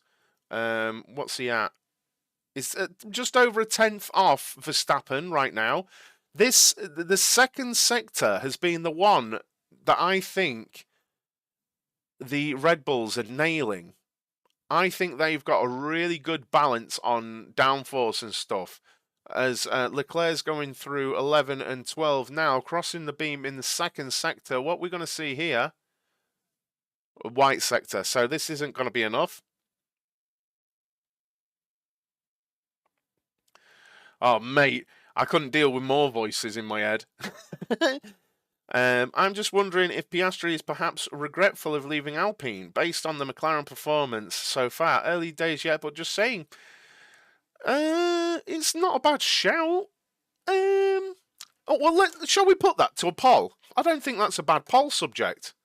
Let's put that to a poll. Should Piastri have stayed at Alpine? Yes, no. Let's have that as a Q&A, a poll for you guys. There's a poll for you. Get your votes in on that. Should Piastri have stayed at Alpine?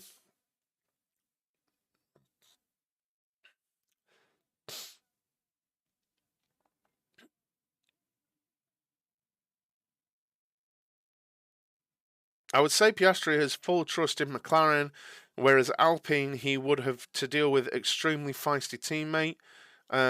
Does it tell you what we vote individually? No, it doesn't, mate. It's completely anonymous. Don't worry. Now, the only thing I would say about that situation was, and I don't know this, the whole situation gave me the vibe that there was, I won't say turmoil, but stuff going on internally at Alpine that seemed like a worse option for Piastri, but I don't know. No, that's all good. I'm literally sharing my opinion, but that's the vibe I got. Now, truth on that, I don't know, but yeah, I mean it's all complicated, Koala. But yes, you know, but it's an interesting one. I can't answer that poll because I just don't know at the moment. Alpine and McLaren seem to be even as far as car potential. It's a lateral move as far as I'm concerned. Good comment, Rolando. Does it tell you they were keen? Does that tell you they were keen? No. I mean, look, it's more complicated than that, Koala. It's more complicated than simply letting stuff lapse. Like, there was like exclusivity and all sorts of things going on. And a deal was done with McLaren, I believe, earlier in the season, and Piastri and Webber had sought assurances and had got those assurances and things like that. But I think it's more complicated than simply letting something lapse. I think that is a detail that matters, but I don't think it tells the whole story. You know, Red Bull seem to have a worse engine compared to the Merc and the Ferrari. What are you basing that on, George? Jonathan, I said no as he didn't know Alonso was leaving. He wanted to be in the grid. McLaren was right move for me. I think the deal was done before, that. I think the deal was done before Alonso said he was leaving. But I like the look of the Aston. Put it this way, if I don't know the fine details of the contract, none of you do, you can't trust anyone on this subject. Like Rich is stating, it's much more complex than people know. Naturally, F1. Exactly, Spring. You know, like, there was a bit in it, and it was to do with him being a development driver, and that's a bit that came out where that had lapsed. And I think there was a contract, but it the contract had certain things about it, you know. But we do know someone got fired from Alpine. One of the directors that apparently, I've forgotten the title, but apparently handled such things. I remember reporting it on TSKF1, and I forget the details, but someone did get fired, and they were quite senior just after. Um, Someone did get fired. The McLaren contract was upheld. Koala, you're not listening really, I don't think, to what I'm saying. It's more complicated, though. It's more complicated, and it's more complicated than a contract ran out. It's more complicated than that. There were conditions all over the place, and more than we know. Because I read up absolutely loads on it because I really rate Piastri and I wanted to know what was going on. And it was very difficult to make any sense of it because there was contradictory stories all over the place. For those of you that don't know, every morning, Monday to Friday at 9 a.m., I do an F1 news show, and I pride myself on making it as factually correct as possible. I don't do controversial stuff. I don't try and build division within the F1 fan base. I'll bring you rumours. For example, we had it on good authority that Fred Vasseur was going to be the new boss of Ferrari months before it was reported on Sky Sports and things like that.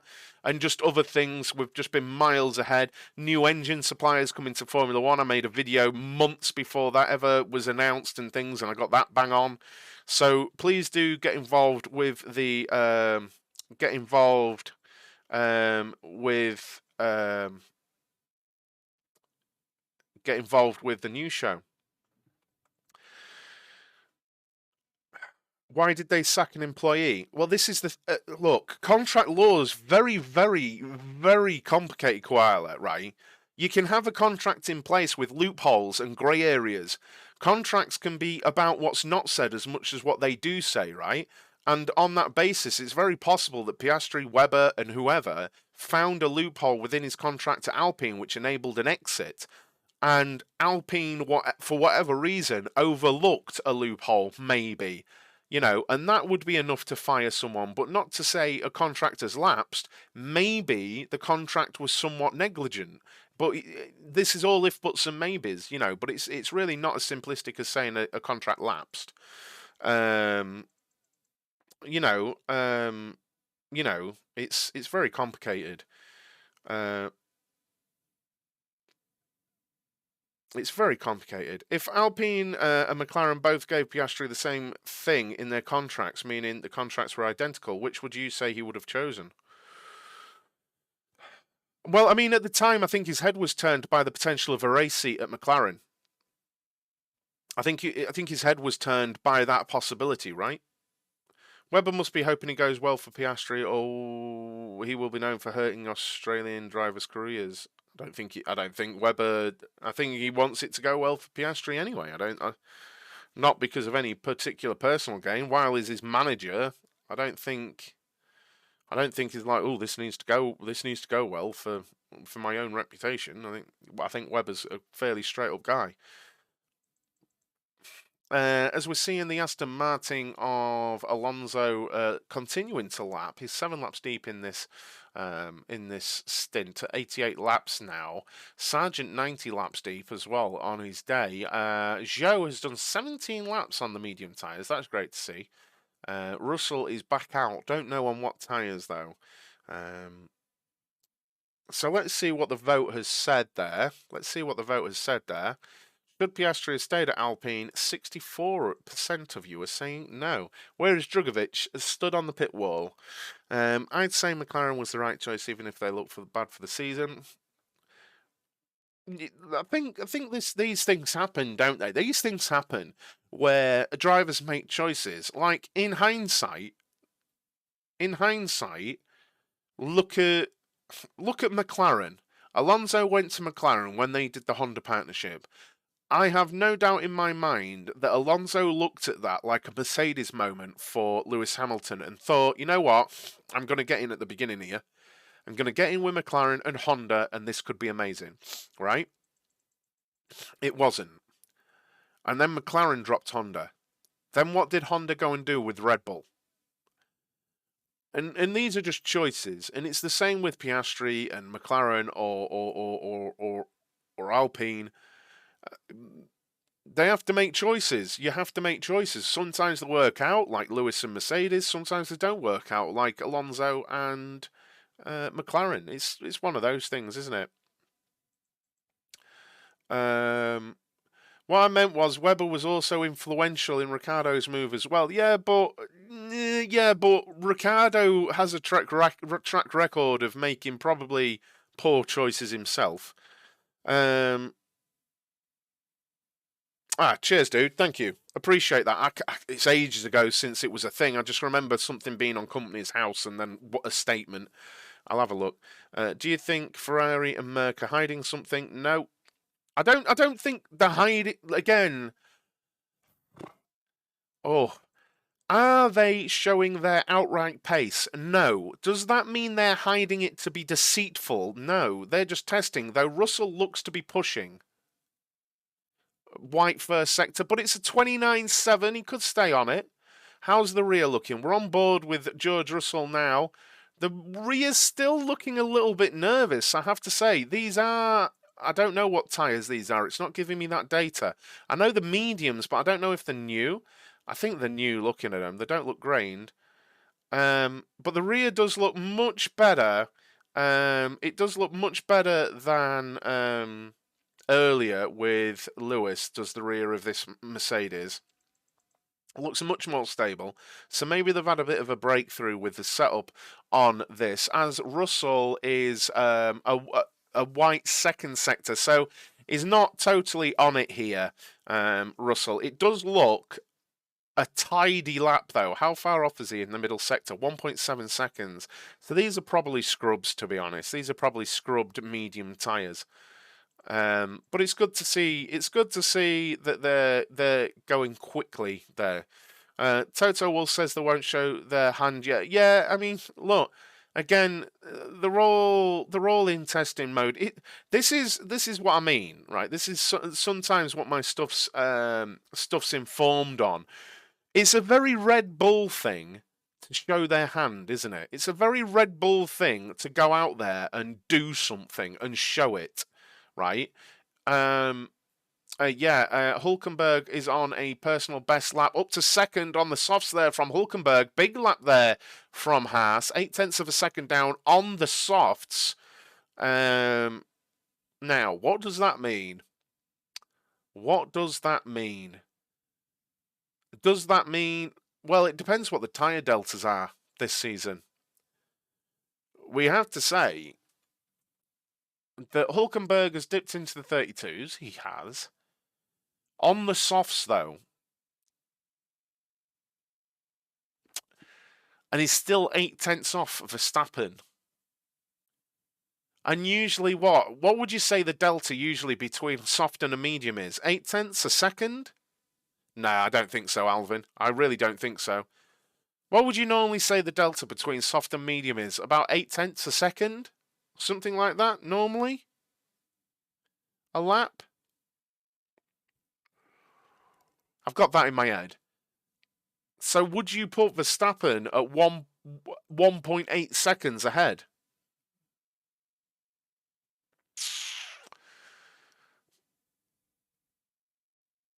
It's a decent lap, but he's 0.8 down on the softs.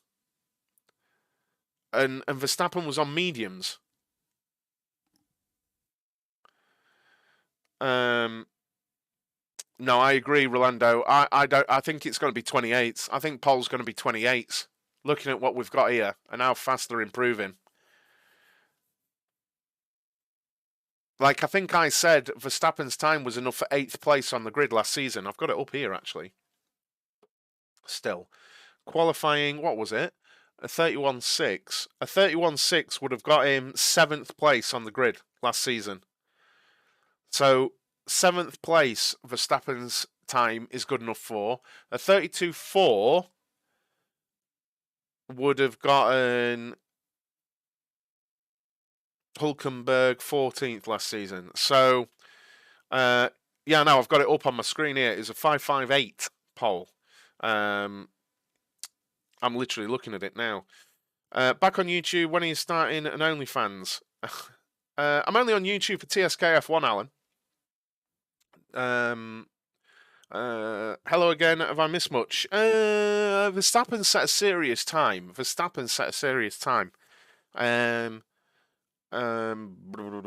In an interview, George said they can't catch Red Bull by next.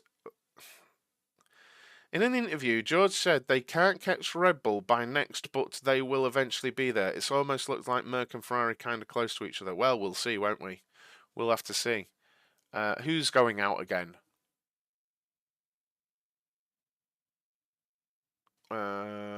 Leclerc's out again on fresh mediums. Verstappen's on scrubbed mediums, guys, just so you know. So this probably isn't going to be a fast run, Max. But Leclerc, this could be the run we've been waiting for from Leclerc on some fresh mediums. Don't think it's going to happen, Jonathan. All of the cars so far, apart from a little bit from the Aston, are looking very reliable.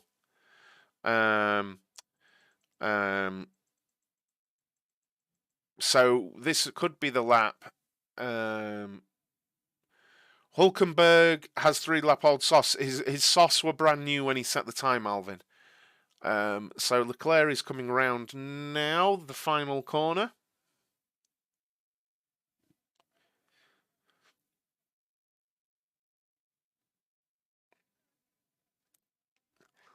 Okay. I mean, if Verstappen sets a better time now, we know he's on scrubbed mediums. So let's see what Leclerc can do here through turn 3 and up the straight towards turn 4. I think they're going to be 1 or 2 seconds faster. These cars. I'm going to go for. I reckon they're going to be a good 2.5 faster. Cheers, Spring. Thank you very much, dude. The pole time, 2021 was a 28, a high 28, I think. Leclerc, well, white first sector. So we'll keep an eye on this. It was a 29. It was a low 29.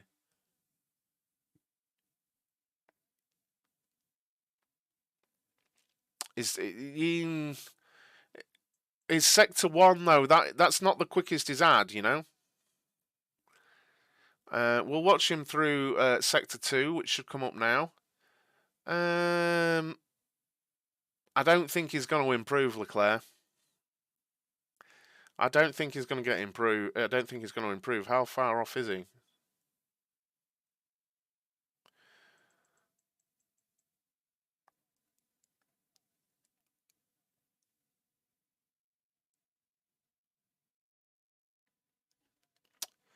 Leclerc did a personal best final sector, but no, that wasn't on it. He had to get around Hulkenberg in S2, yeah. But still, it just wasn't a great lap. He messed up sector 1 as well. I read Alfa Romeo lost 2 hours yesterday, though. Engine problems. No, don't know anything about that.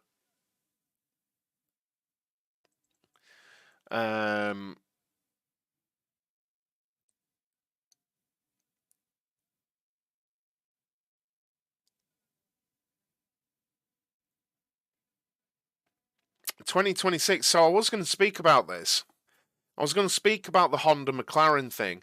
So obviously McLaren have approached Honda. We've heard that, and I think that's been confirmed. Also, McLaren have spoken to Red Bull as well about engines for 2026. So I think it's more of a case that McLaren they're considering all options. Alonso doing high fuel runs on old mediums potentially. He's 13 laps into his stint, Alvin. Williams Honda sounds nice. It depends what deal they've got with Mercedes, right? The Mercedes deal might be advantageous for them for many reasons, but I think what seems to be the problem with Ferrari? No problems. No problems.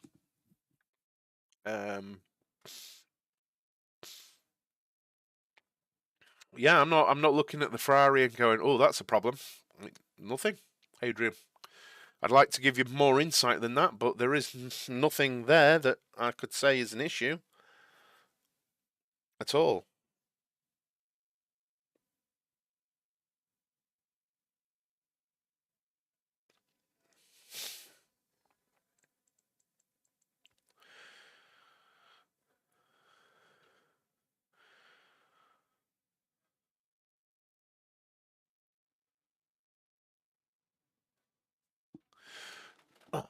If Red Bull are much faster than the Ferrari, then I'd say there is an issue. Well, yeah, but we can't say that. We don't know.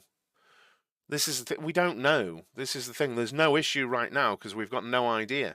We know the lap. We know the lap that Verstappen has set. Okay. I think Haas had a go there, but we don't like Leclerc wasn't faster in. Well, he was only faster in his final sector, so that wasn't a good run from Leclerc. So was that him pushing? Don't know, but there doesn't seem to be any problem for me in that at all. Like, we might get to qualifying next week and normal service resumes. We don't know. Do you know what time they were doing in testing last year, mate? Yes, I think they were doing 33s last year.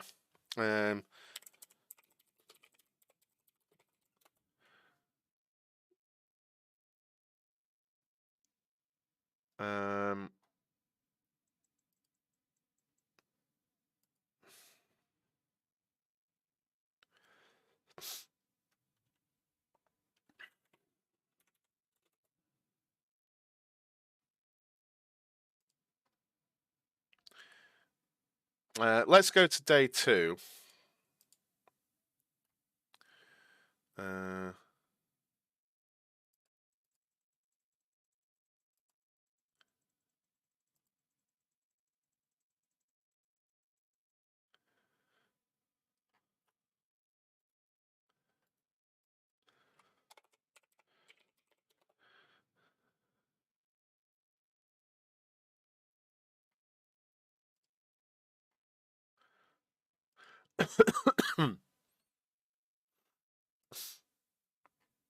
Okay, so test 2, let's look at. The fastest time was by Kevin Magnussen with 60 laps done at 1:33.2 on day 2 of Bahrain testing last season. A 1:33.2 was the fastest time by Kevin Magnussen. So that kind of shows you. We know what happened with Haas last season. So there you go. That gives you, and Max was 3rd on this day last year. So you can't run too much into it,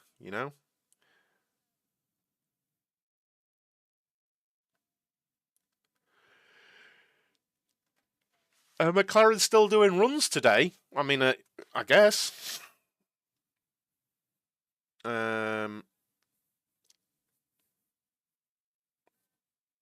What do you think of McLaren? Are they running lower engine modes or are they just slow? McLaren, I think, are a little slow, but I would say all of them are running lower engine modes right now, and different fuel loads and stuff.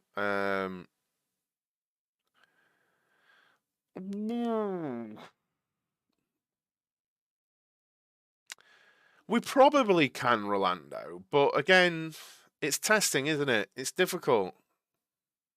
Can we see some solid results from teams tomorrow? What do you mean? Which teams have problems and which don't? I think stuff's going on at McLaren because they're not out on track very often at all. And honestly, I think something's going on at Alpine because they've not done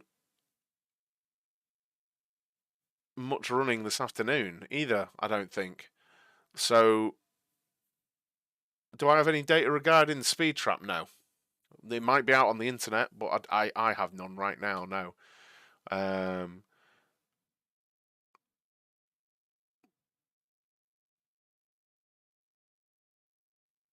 But then, saying that, 90 odd laps, yeah, they're not doing bad. I was about to say something about Mercedes, but...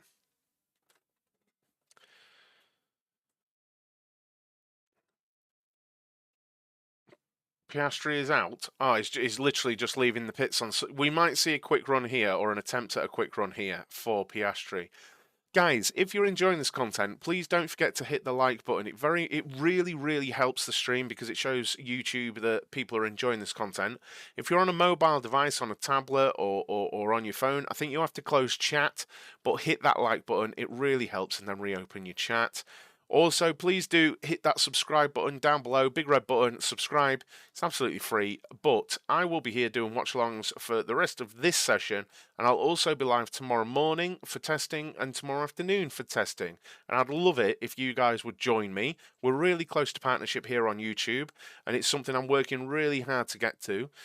We are going to be covering all of the sessions this season. I'm going to do my very best to cover all practice sessions, all qualifying, and all races this season. I'm going to do my very best to be available for all of them. So if that sounds like your kind of content, then please hit the subscribe button. I'm also making YouTube shorts alongside this streaming, and I'm making standalone YouTube videos. When we get partnered on YouTube, I'm also going to do member-only videos. So when people become members, they're going to get like exclusive analysis and my thoughts on stuff and all kinds of stuff. So please do hit that subscribe button and don't forget to chat. Why did you go into full panic mode? What?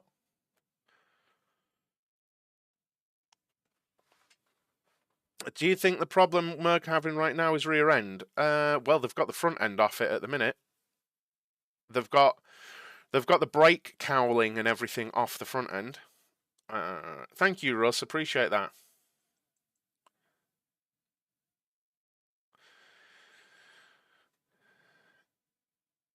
I think some information I got was while I agree with what you've just said there, Rolando, I did get some information suggesting there were structural issues with the front wing on the Ferrari. I did get some info on that. Sainz saying everything's going smooth and is happy with the car.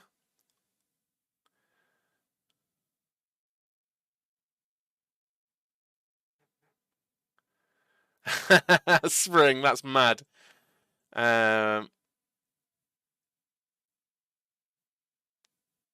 That's brilliant. Do you know what I've always enjoyed doing, Spring, with this streaming stuff? It's when I say, Alexa, play Barbie Girl. I really enjoy doing that because nearly always you get at least one person really angry, and I find it hilarious.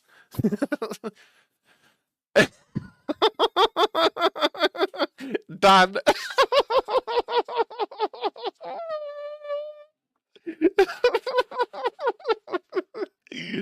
Oh, mate. That is brilliant.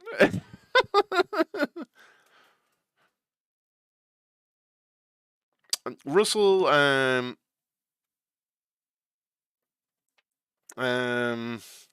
are you, Roger? Hope you enjoy it, dude. Have you ever been to a Formula One race before? Russell says the win next week is nearly impossible. They'll know. The teams will know. I mean, the teams will have an idea of where they stand better than us. Enjoy it, dude. It'll be super busy, but there's nothing quite like the spectacle of a Formula One race.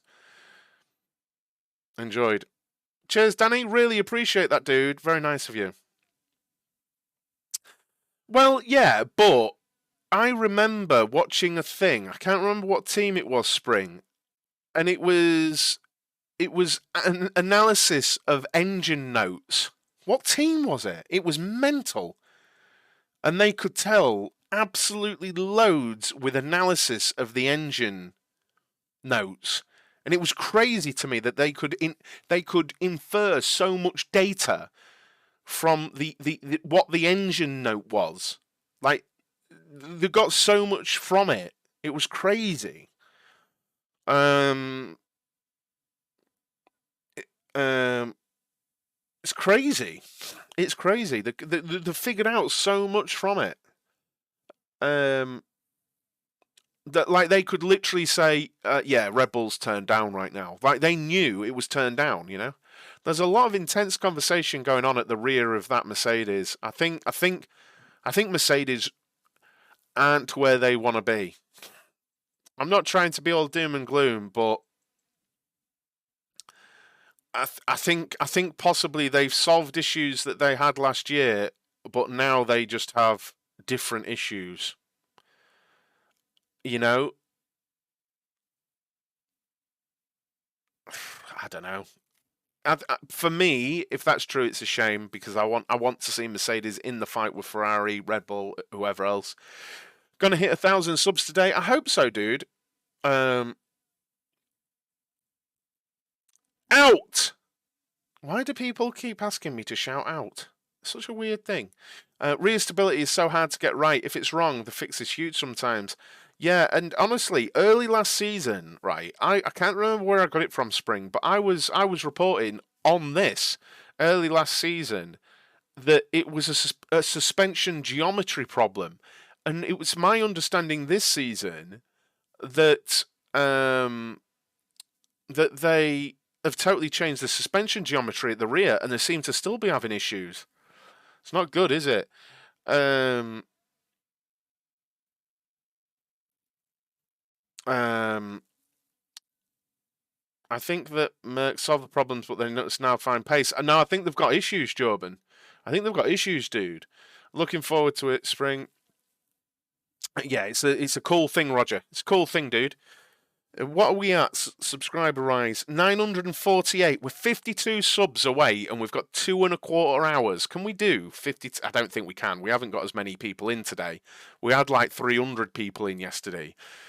We need more people in. Get involved in the chat, guys. How many people are listening while working? How many people are listening while working? Well, this year will be the third title for Max and will be easier than last year. Maybe. Maybe, Mike. We'll see, won't we? We'll see. Believe it or not, I've never been to a race day. Why not? Why not, dude?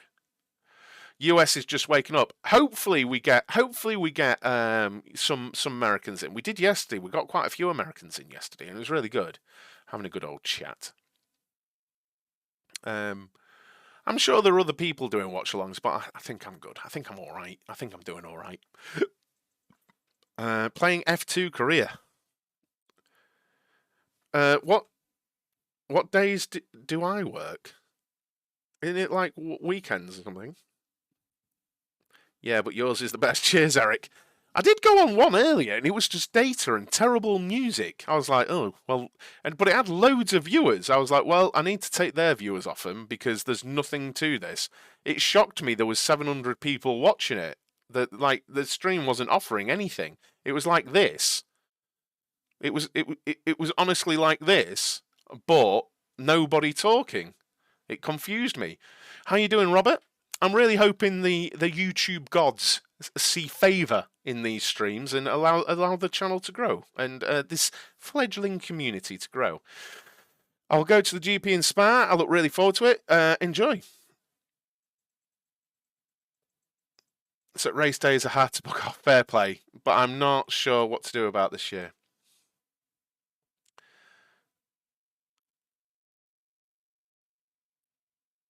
Honestly, I'm watching the on board with Alonso again. He is off the pace, but how deep is he on this run? He's only 2 laps in, but he's on old mediums. But that Aston Martin's looking a good car. And I know we can only look at the body language of the driver in the car, but it's looking a good car to me, honestly. Took 2 years for you. Not close to a Merc fan. Respect the driver's just not the boss. Oh. But damn, I feel bad for them. They end up going with Plan B mid-season. I don't think it's a thing. Kick Lewis in the teeth for the hard work last year. Honestly, I don't think it's a thing. I don't think the Plan B is a thing. Yeah, Aston Martin love. Gives an ice cream.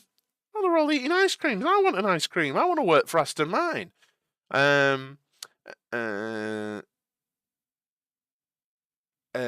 ill friend gave me his tickets for Monaco last year, and I ended up sitting right next to the track on the terrace at the Hotel de Paris. Oh, sounds amazing, that dude. Do you think Ferrari have finally fixed their engine reliability issues? I mean, everything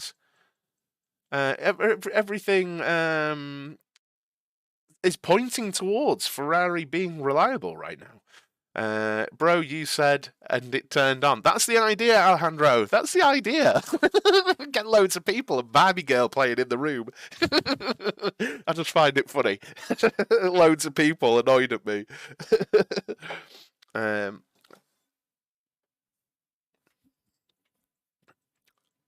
Is Merc go to Plan B? I don't think Plan B is a thing.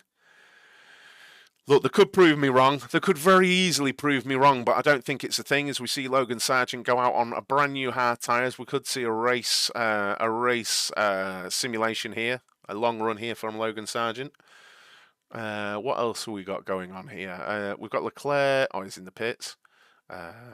15 laps in is Zhou on the medium tyres. So he's doing a race sim as well, and De Vries is out on some new mediums, but not really making an impression on times. He may well be doing a race simulation. BBC Radio 1 and people like that used to get in loads of trouble for stuff. It's just funny. It's just funny to do. I did it once and loads of people went mad at me. I don't know why it even came to me, because I don't listen to the radio. Something just came to me to do it. And about 20 people in the chat went mental at me because I'd got all the houses playing Barbie Girl.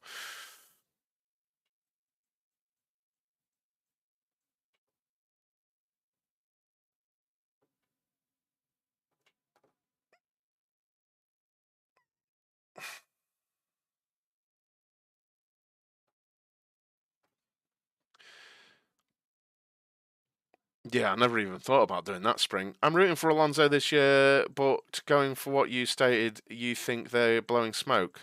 Merc? No. I don't think that. I just don't think the.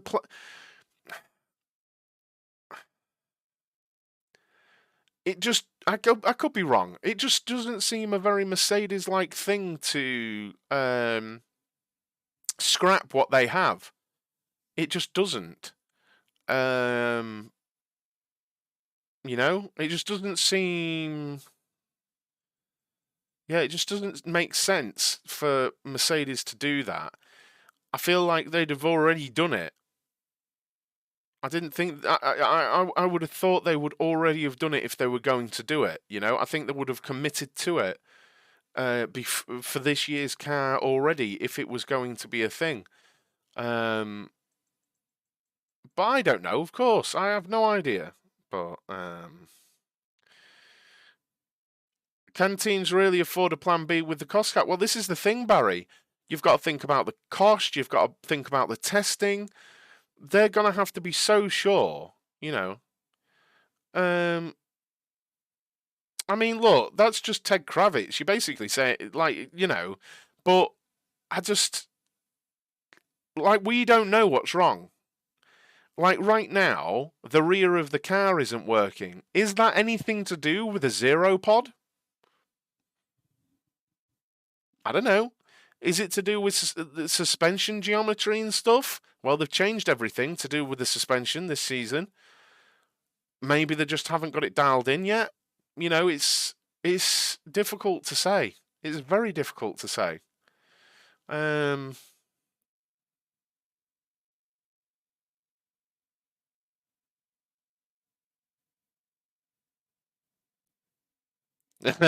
Yeah, Checo's just wandering along down the pit, having a good look inside the Mercedes garage, and George Russell came out and sort of turned him away from the garage and started having a chat with him. I'd love to hear what they're saying.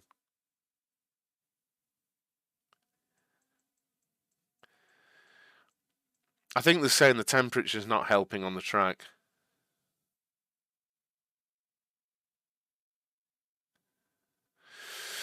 Yeah, but yeah, but they've been they've been very clear, as of other teams. Like I've said lots of times, they've been very clear about Red Bull, Aston Martin, Ferrari, Mercedes have all said the stuff that matters is what we can't see. You know, and I believe that. Honestly, I believe that. That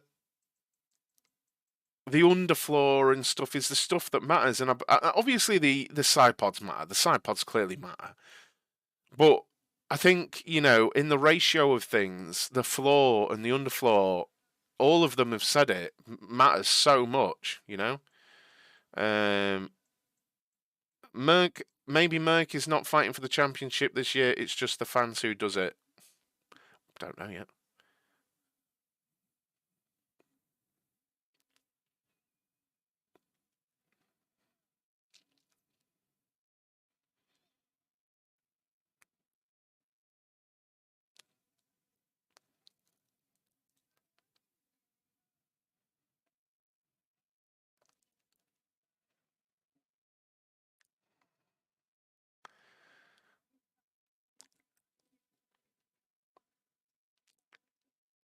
Alpine.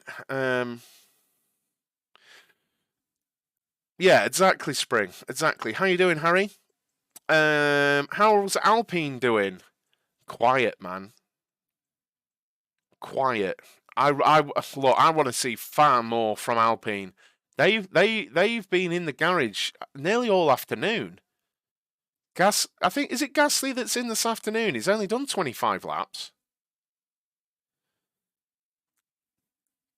Anything to report from testing today? I think the most notable thing really is the Mercedes looked horrific, Harry. Genuinely. The Mercedes looked horrific this morning with Lewis Hamilton. Something vastly wrong at the rear of that Mercedes. And we haven't seen a huge deal of Russell this afternoon either. So it's difficult.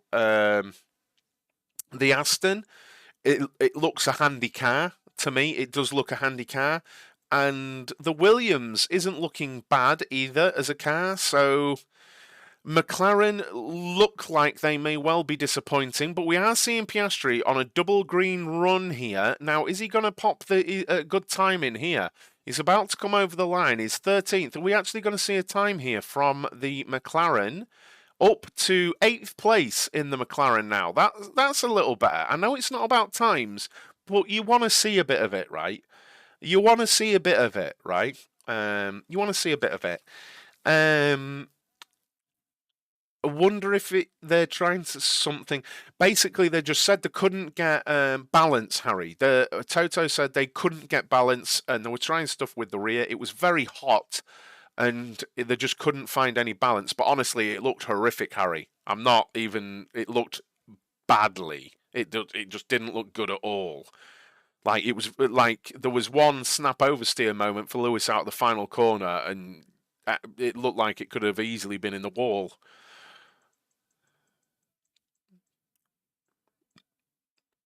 No, Adrian.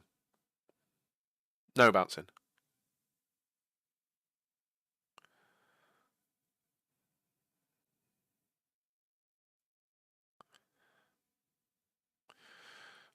Uh,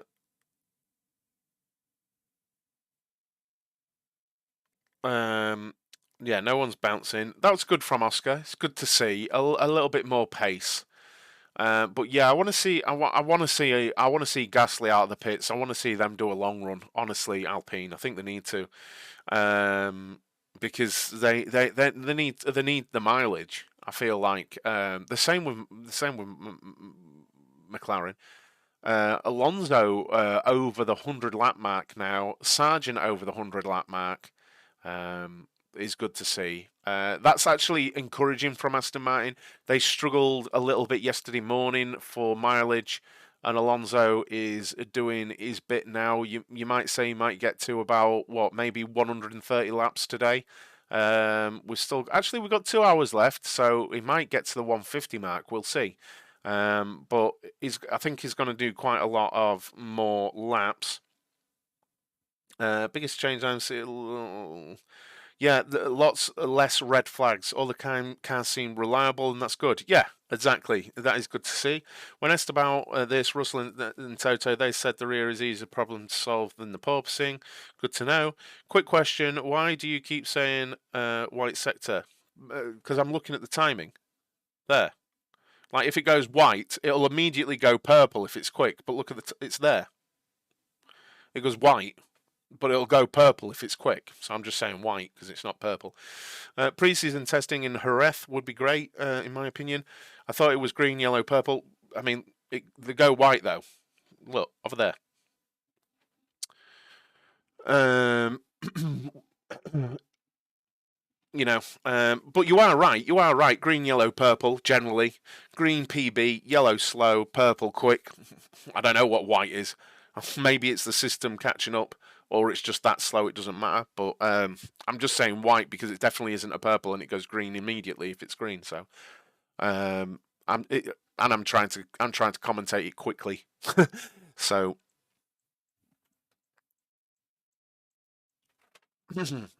oh.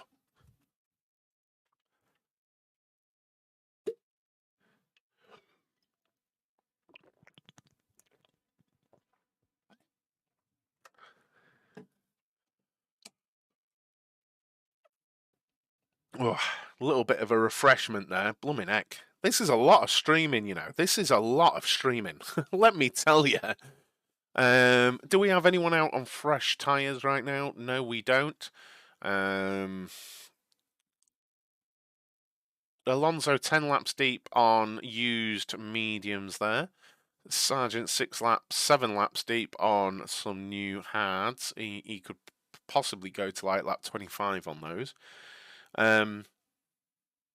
Please do hit that subscribe button down below, guys. We're at 948 subscribers. We're perilously close to 950.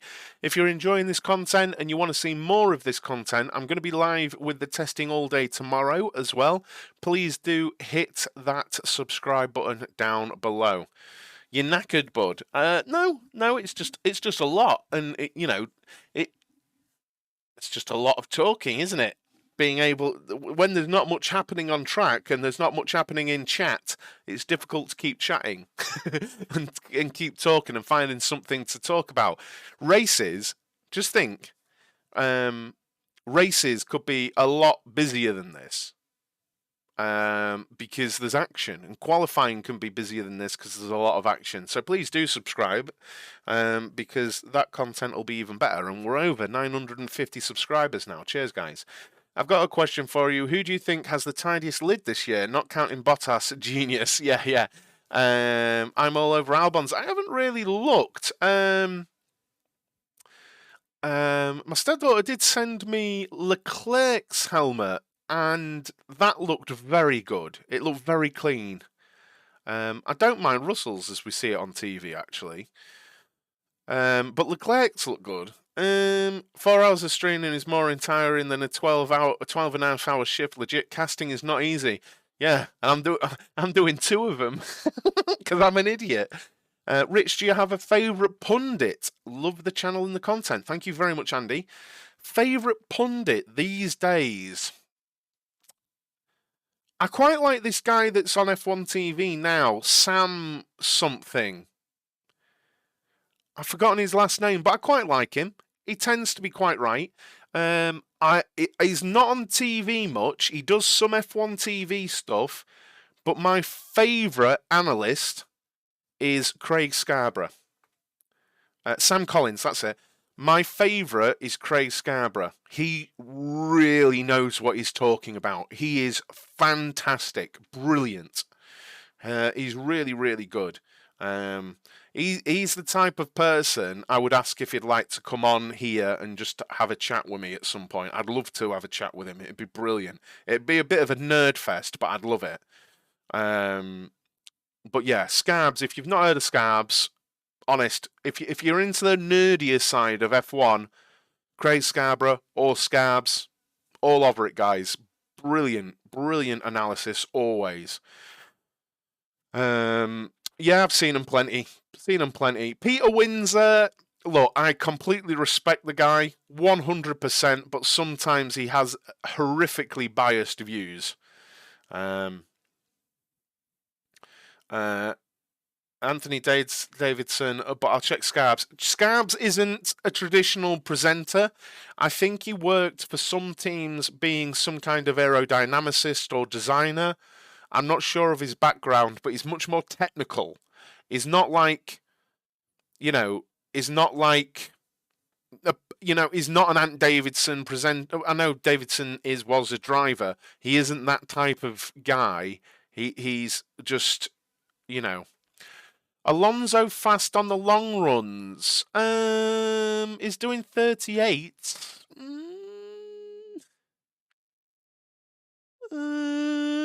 Not really. Well, they're scrub mediums, so I don't know how old they are. But I don't think he's overly quick, no. We're seeing 38.5s here from Alonso, and I'm sure we saw Verstappen doing mid 36s for ages yesterday. He drove for Super Aguri as well, Spring, back in the day. Look again, Rolando. We don't know that. That's just pure guesswork. We don't know that, Rolando. You'd guess, but we don't know that. We don't know that. And again, we don't know if Alonso's fueled up to the max.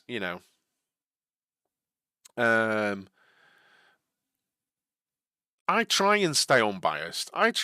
Stay unbiased. Which car do you think is the fastest in straight? We can see that data. We can see that on our screen right now. It's on your screen. Sainz, 292 kilometers an hour, straight line. The Ferrari. I saw them saying that on the official F1. Yeah, exactly. Yeah, but again, that doesn't mean they're telling the truth, Rolando. Do you think that Merck is playing around with setups? Did the back end look bad during yesterday's testing? It's not looked great, Roger. It's not looked great. The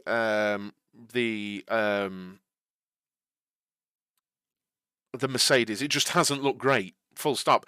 It wasn't as bad as this morning with Lewis, but it hasn't looked great. Do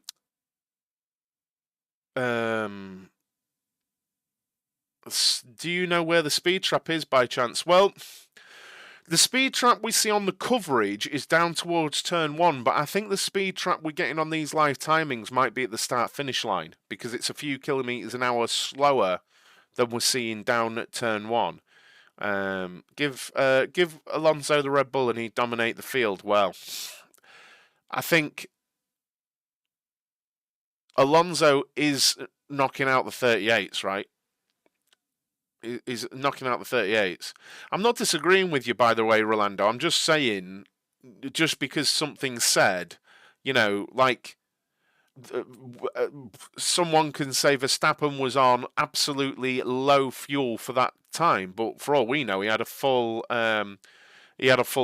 Like we don't know. It's all posturing at this point. They're not going to tell you honestly, are they?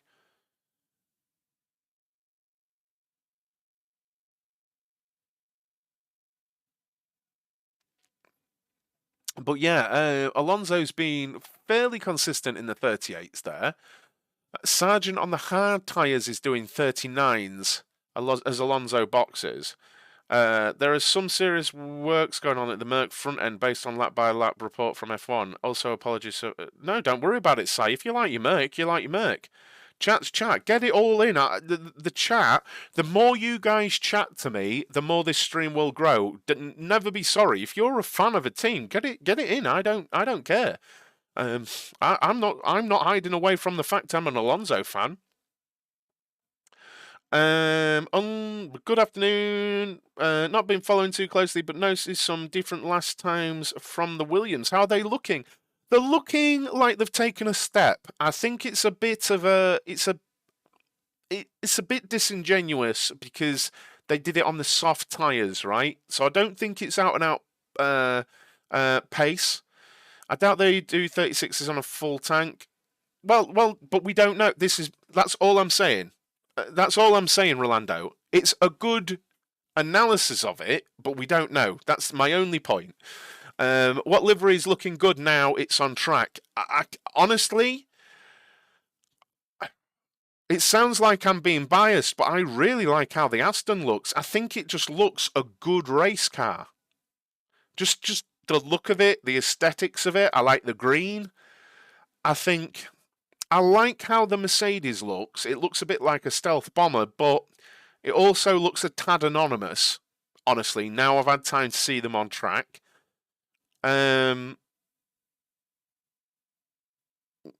know, it's one of them. You know,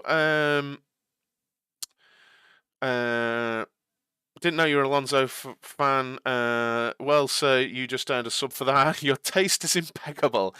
That would mean no, but we don't know that, Rolando. We don't know that. This is you're looking at it from one side, mate. I'm not going to explain more, but you're looking at it from one side. It would mean the Red Bull is 2 seconds faster, but we're looking at Alonso doing 38s, and we're looking at Max doing 36s. We don't know fuel loads. We don't know tire age. We don't know whether Alonso was literally told, we want you to run 38s. We don't know anything about it, mate. We just need more data, don't we? It's not a bad assumption. I will take that, but I just don't want people thinking Red Bull are going to win by 2 seconds a lap. You know, heard rumours that Mercedes are going to Plan B. Yeah, it's just because Ted Kravitz said it. I haven't seen anything. I haven't seen anyone but Ted Kravitz actually say this.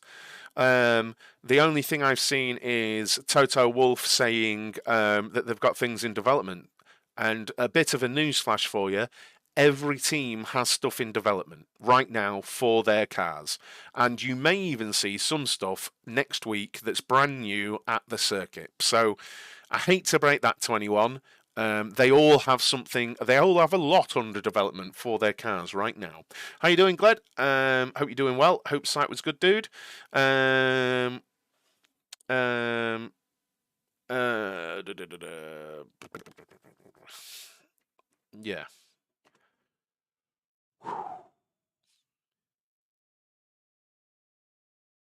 Again, going back to earlier, the Aston yesterday and today looks really tidy through the hard turns. Jolyon was impressed by how tucked in it's. Honestly, I've been very impressed. All you can look at is the body language of the car and what the driver's doing with it. And when Alonso was pushing, it looked a nice car. When Albon was pushing the Williams, it looked a handful. So Red Bull used to bring almost a new car to round one. Test car was basically a confirmation car. There you go. I don't want to get my hopes up for the Silverstone team, but it seems okay so far. Russell is out indeed. Just subscribed. Road to 1 million. Let's go. Yeah, I'll go. Climbed a few staircases, which I wasn't ready for because it's been a while. Thank you for the sub. Appreciate that. We're at 953. Come on now. 953 subs. Do you think we can get to 1,000 by the end of testing tomorrow? Do you think we'll get to 1,000 subs by the end of testing tomorrow? I was legit aiming at 1,000 subs by the midpoint of this season. So that we're very, very close is amazing. Just to remind everyone, I am going to be streaming the testing like this tomorrow morning and also tomorrow afternoon. I'm here for all of the testing, so if you'd like to hang out, please do. I don't think I'll get it today. It'd be wonderful, though. You thought I had 950k subs? Did you actually? God, if I had 950k subs, mate, I would be living. I'd be in Bahrain. I'd be doing this stream in Bahrain. If I had 950k subs, I'd be on my yacht in the desert in Bahrain doing this stream. Just plonked in the middle of the track like I'm on a boat in the desert. Straight, there's the track there.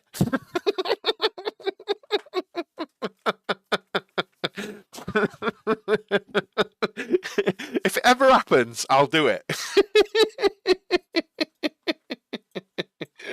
Oh, God. Oh, God. Talking to Davidson, I don't even know. I think Crofty came in wearing it, Wickham. So is George Russell going for a lap here? Is this an installation lap? Another installation lap for the Mercedes. Out and in.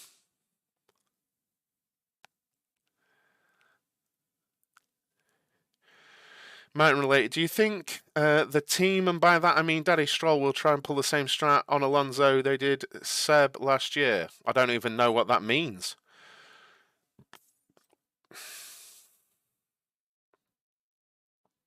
Oh, he's doing practice starts, is Russell.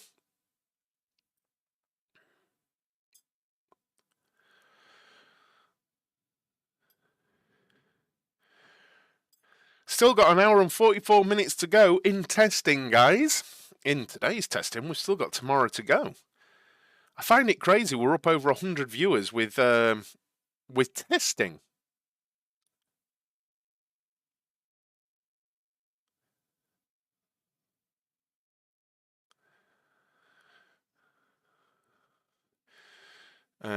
Tomorrow will be a good day. It's weekend as well, so Mercedes still not even out of top 10.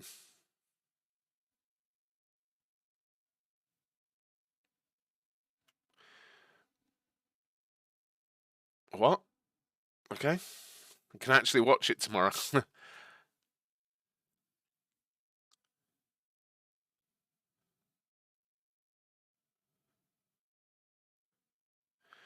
Why would they walk out the car? Oh, we've got some Flovies on the left-hand side of the Mercedes, across the top wing and the floor. Yeah, so the leading edge of the floor, and also the wing that's sort of above the side pod there. They've got Flovies on it. Rich, how's Twitch going? I watched a lot on Facebook. Your streaming struggle these days to watch, but hope all going well. All going very well, thank you, Andy. Thanks for asking.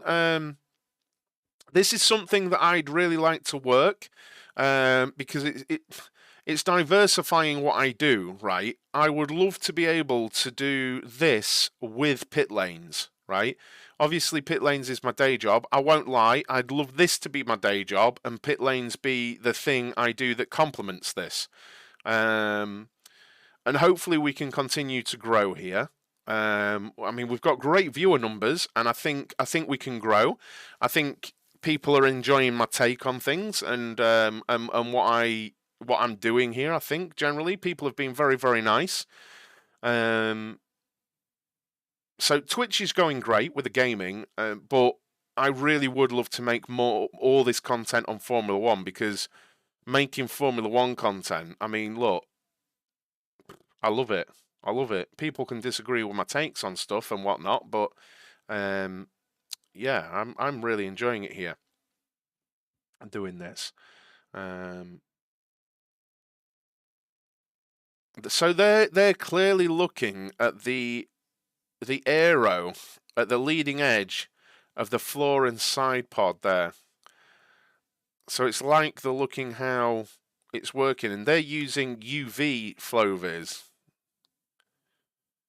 What's with the Mercs? What do you mean, EJ? Wait, is there no bits equivalent on YouTube until partner? Nope. Nope. No equivalent, but we're extremely close. We are extremely close. And I'm very thankful to everyone being involved here. Thanks a lot for the retweet 2 hours ago there, Spring. I've only just noticed it. Thank you very, very much. I had a different webpage open because I'm an idiot. Hulk second. Wow. Can we take anything from that? No. No, we can't. To be blunt, no, we can't. What's the times per sector for Max? If it'll tell me, just give me a minute. I can get sector times, but only with deltas, not with actual. Can I get times? No, I don't know. Don't know is the answer.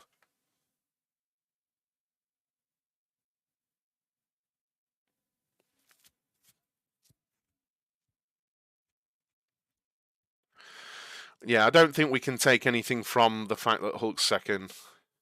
Yeah, if you consider this time last year, I think, look, this shows you how much testing times matter in testing, right? This is how much it matters. In this session last season, Kevin Magnussen was fastest by 0.3 of a second with a 1:33.2. So you can't take, and we know how Haas's season went. There was some good bits, but it was forgettable, right? And Kevin Magnussen was fastest in this session last season with a 33.2 ahead of Carlos Sainz and Max Verstappen. Lance Stroll was fourth in the Aston Martin. So you can't, it shows you that you can't look too deeply into it. Will teams ever set representative times during testing, either today or tomorrow? You might see a little bit more tomorrow, potentially. I think you might get somewhere down that way tomorrow, maybe. But even so, for all the Mick Schumacher haters out there, in the third day of testing last season, Mick Schumacher was second. So, for anyone getting excited by times, I'm just throwing it out there. I don't think sandbagging's a thing. Formula One chat, but welcome. Yeah, it was good. The Man United result. I'm not sure that they're going to be fast times tomorrow, but we might see a little bit. Chicken, pork, or beef? Beef. Reliability is key for testing. Yeah. I'm impressed with that. Yeah, I don't believe sandbagging is a thing. Anyone here know good racing gloves for sim racing? Yes, I do. As I have some here, my own, for Pit Lanes Sim Racing, my day job. IMB Racewear, and you can go and get custom ones. They're the pair I wear at the minute, like that. And I also have a set here from when I was on Facebook Gaming and I got to 40,000 followers. I got a special edition with 40k on the thumb. So IMB Racewear. Go and check them out. Really, really good. IMBRacewear.com. Go and check them out. Beef flavoured racing gloves. Depends where I put them.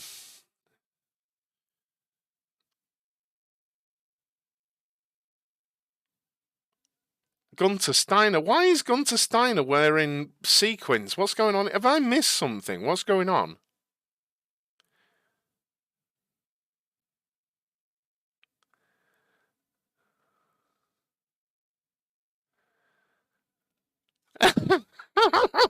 So they're all wearing these sparkly jackets, and Gunter Steiner asked how Crofty got into it, basically calling him fat. Brilliant. If there's anyone in the paddock who can pull off the sequins, it's Gunter Steiner, right? I should be wearing my half top. Las Vegas jackets. Ooh, Las Vegas. I'm not sold on Las Vegas still. Hour and 36 minutes still to go in the testing session. Red flag. Red flag. Oh, Mercedes stopped on track. Red flag, Mercedes has stopped on track. George Russell has come to a halt on the inside of turn 10, I think. And engine off. Belts coming off. That has broken down. Red flag. It was a present. It was a present, Alan. I never bought it, mate, so I've no idea. So there we go. Russell is getting out of the car. Ooh. Ooh. Well, Mercedes are normally fairly bulletproof, and this is only the second car we've seen grind to a halt. The first one being Aston Martin, first thing yesterday morning, and now we've seen Mercedes grind to a halt. Oof. Well, I think this is disappointing for Formula One fans, personally. I think it's disappointing. Now, the good side of this for me is they should be able to get this back to the pits and continue because it's testing. I don't think there's any rules saying they can't continue. So if it's just an electrical gremlin, they might be able to get it sorted and get going again, but the times mean literally nothing, Sam. Literally nothing. 13th and 15th means nothing. Less than nothing, so it's irrelevant where they are. Okay, I'm listening. Hydraulic failure. Hydraulic failure. I spotted it, commentary didn't. Hydraulic failure across the steering wheel. 100% that's what it said. Hydraulic failure.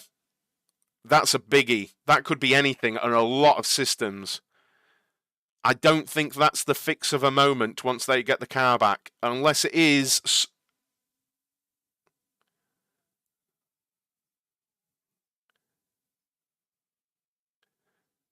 Yeah, stuck in gear. Yeah. Stuck in gear. Hydraulic failure.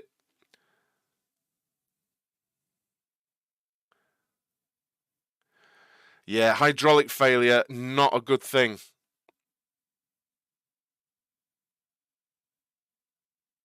Yeah, there's so many systems connected to the hydraulic system, like tons of stuff. Not a good thing. That could be the end of Mercedes for the day.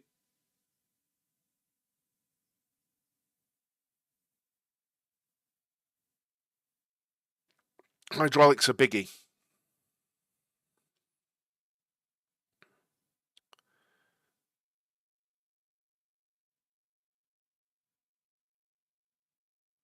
Yeah, that could be a biggie, that, for Mercedes. That might be the end of their running for the day. We'll keep an eye on that, though.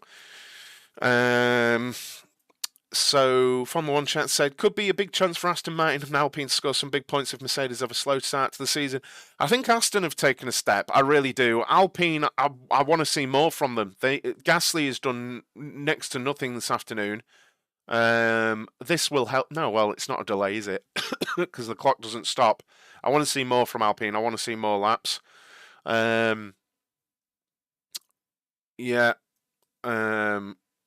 Yeah, I agree, Spring. I agree, Spring.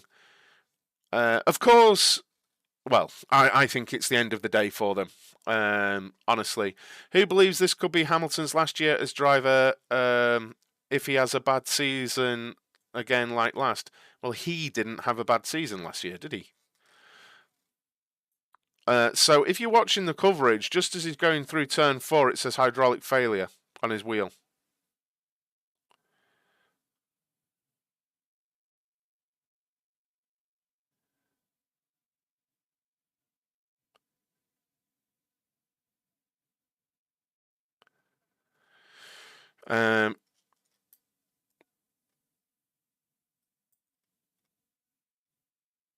Hydraulic failure is not a good thing. There's so much connected to the hydraulic system. There's so many things. Obviously, gear changes, he stopped and stuff, but it's more than the gearbox. There's just so much connected to that. It could be a myriad of things.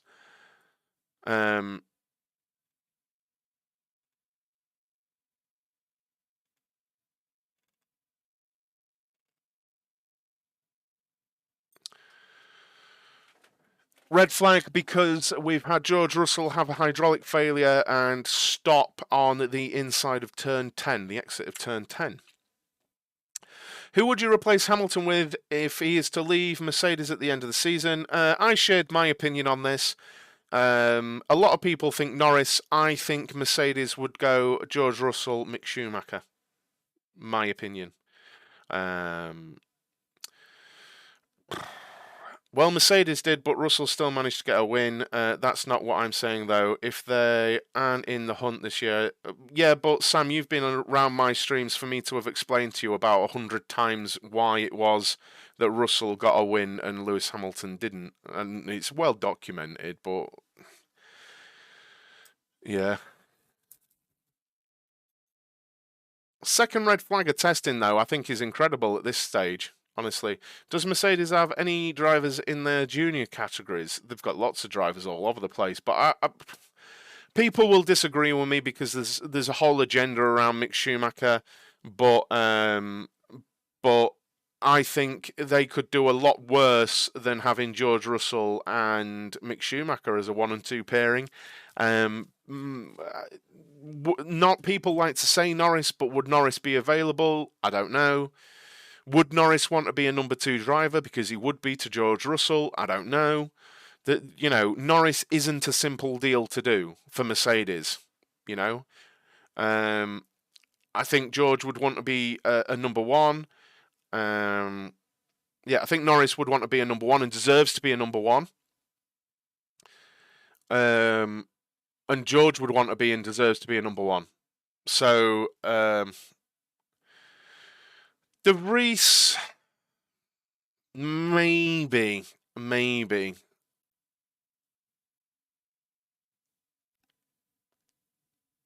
A few of the mechanics just got in the car to go down and cover the car up and stuff.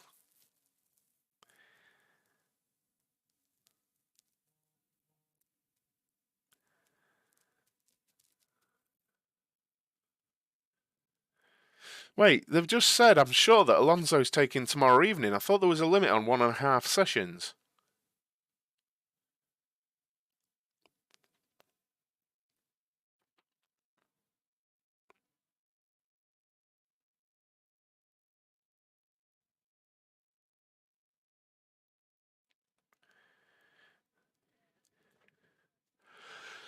I'd read, Spring, that there was a limit of 1.5 days per driver.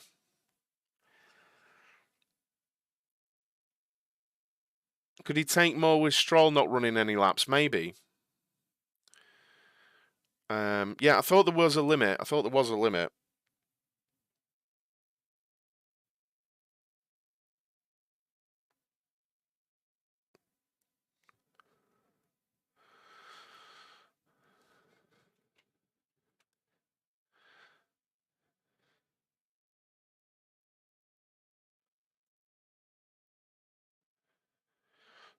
So actually, F1 TV have got someone down there, Rachel Brooks, with Jack Doohan, actually, and he was just told not to change gear while they assess what's going on here.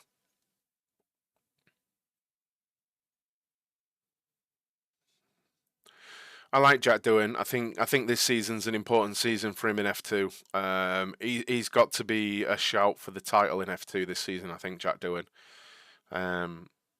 It's taken him a while to recover the car, to be honest.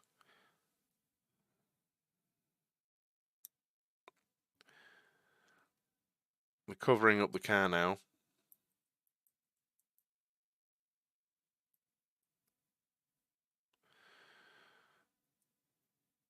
Just a little reminder then, in this lull, if you are enjoying this watch along and you're into this content, I'm live every morning, Monday to Friday, 9 a.m. UK time, with an F1 show live. So you can come along and join in with that. And also, I'm going to be covering every session of F1 this season, or I'm going to be doing my best to. So if you like this watch along content, please hit that subscribe button down below, and please do make sure you're hitting that like button as well on the stream. What happened to George Russell? Hydraulic failure, was advised to stop changing gear and stalled just after turn 10. Actually seeing in the background, I'm sure there, with Jack Doohan and Rachel Brooks, I'm sure that's Stoffel Van Dorn as well that stood there taking loads of photos of the Mercedes. He was. So Stoffel Van Dorn of Aston Martin was down there as well on the inside of Turn 10 taking loads of pictures. I'm sure it was in the background there. Yeah.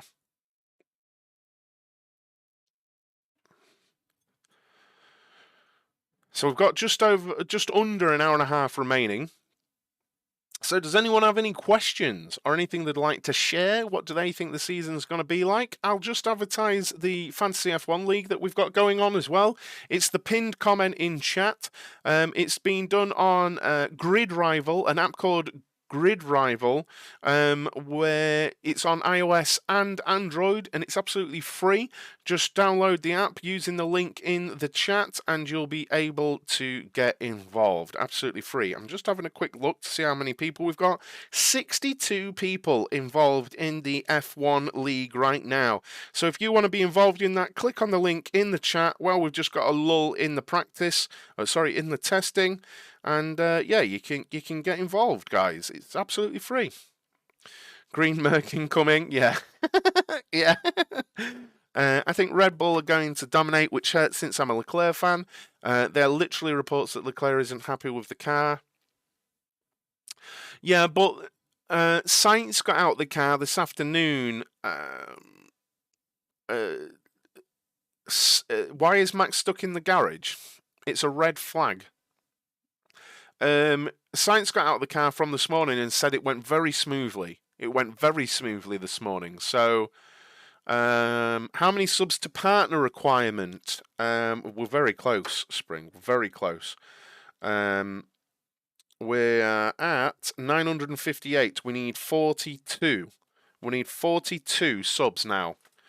Why red flag? George Russell had hydraulic failure in the Mercedes and was told to pull over, so he did. I just want to know, would you be watching the IndyCar race as well? Very much doubt it, Rodolfo, because this actually isn't my main job. I'm actually a streamer on Twitch. I stream sim racing content. I want this to be my main job and then do that on the side, but you know, that'll be me on weeks where I've got F1 to do. It'll be me streaming 7 days a week, and we all know how many races there are this season. So I don't think I'll be doing the IndyCar as well, mate. Who caused the red flag? Thank you very much, Jake, for brilliant work there. Who caused the red flag? It was George Russell, hydraulic failure on the Mercedes. We're just waiting on the crane to pick it up and put it on the flatbed. So yeah, it's George Russell. Busy. You post great content about F1. Why is Max stuck in the garage? Again, I already answered. It's a red flag. So everyone's in the garage. Apart from George Russell. Everyone else is in the garage. It's a red flag. Okay. Now, this is where we might see under the floor of this Mercedes. There's no issues, Walter. I mean, they've done a lot of running. I don't think there's anything wrong. I really don't think there's anything wrong with the Red Bull. George is the only one on track. Did everyone else break down? What?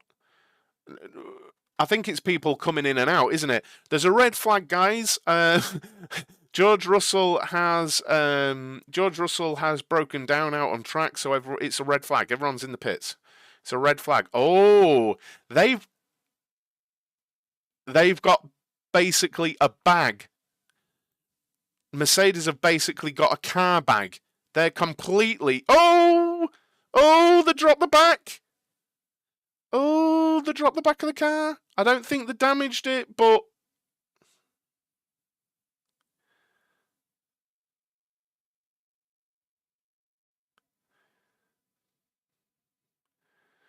Oof.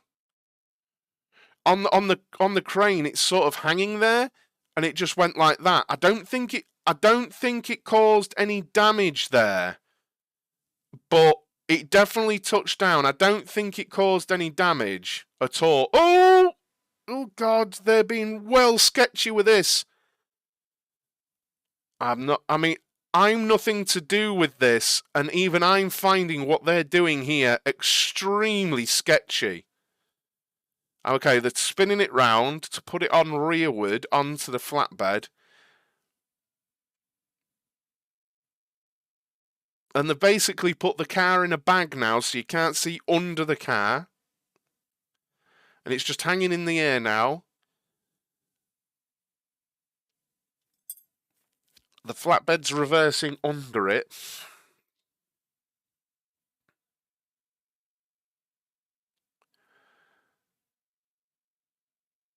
Yeah, it's a little bit scary watching this. If you're not watching it, I'm sorry, I'm trying to commentate this. It just looks all a little bit sketchy, you know, as we see Gasly in the Alpine garage. To be fair, you're right, though. You are right that Max hasn't really done any laps. He's only done 18 laps. He came out and did his quick runs, and that's all he's done.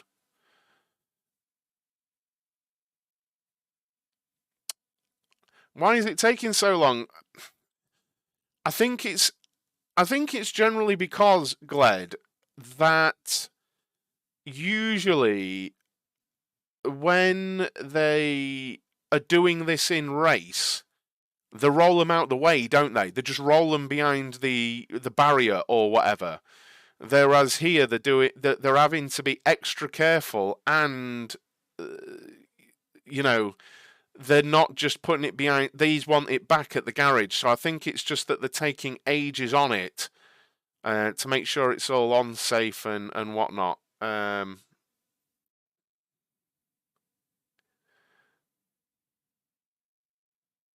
Oh, what's he doing with that ratchet strap?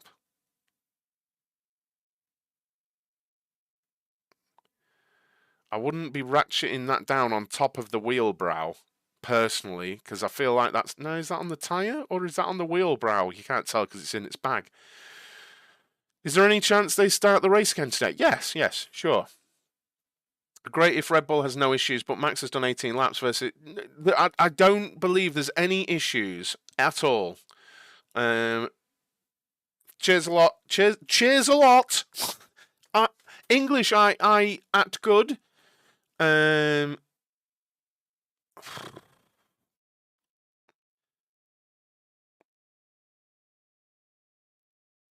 not sure. Look, I'm not sure these guys fully know what they're doing with these ratchet straps.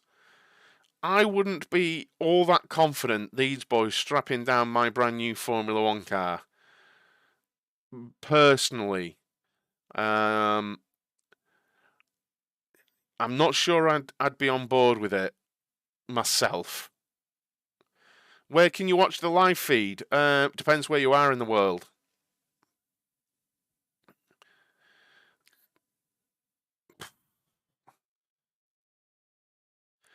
They should draft in some like Silverstone or Monegas ones. The US, I think it's on ESPN Plus or something, Peter. I think in the US. Yeah, I agree, Glad. Bad news though for Mercedes fans there. Only the second car that we've seen. Oh God, I've got a horrific feeling about that Merc. The way that's strapped down, I don't know.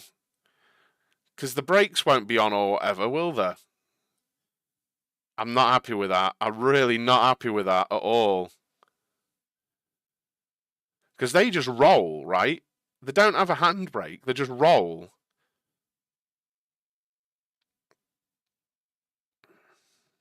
Then again, it's stuck in gear, isn't it? It's stuck in gear, isn't it? As well, which will help. Yeah, exactly, Craig. I just thought that. It's stuck in gear as well, so that will stop it rolling. I would imagine the engine's got well enough compression that it won't roll. So yeah, you've got a good point. Session will restart in 1 minute.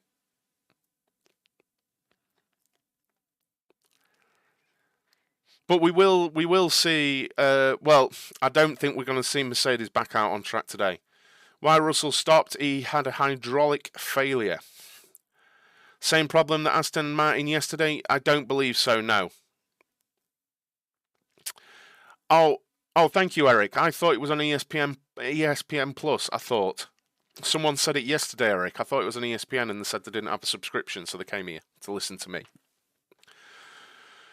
Is this a big issue? Yes.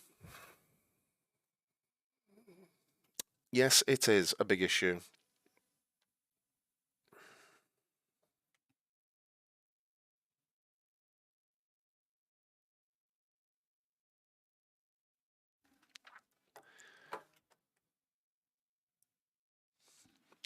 Toto ain't going to be happy after this. Well, I don't think he's happy. I don't think he's fully happy anyway. Aston Martin was also hydraulic. Thank you, Pascal. I thought it was an electrical issue yesterday morning. Why is Alonso 6th today? On day one, he was 2nd because it's a different day, mate. I don't know how to answer that.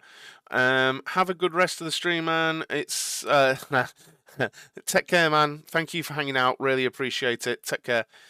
Soon happens. Yeah, it's better it happens now than in 9 days' time, right? No, I understand that they were both Mercedes-powered cars, but you know, it's not necessarily down to the engine. But I didn't know it was hydraulic with the Aston yesterday. Well, he got a warning on his wheel of a hydraulic failure. Could still turn out to be a faulty sensor, but agree they probably won't be out again. Yeah, I don't think they'll be out again today. He was told not to shift and stuff like that. So, but yeah, I didn't know the detail of Drugovic's grinding to a halt yesterday. I didn't know the detail.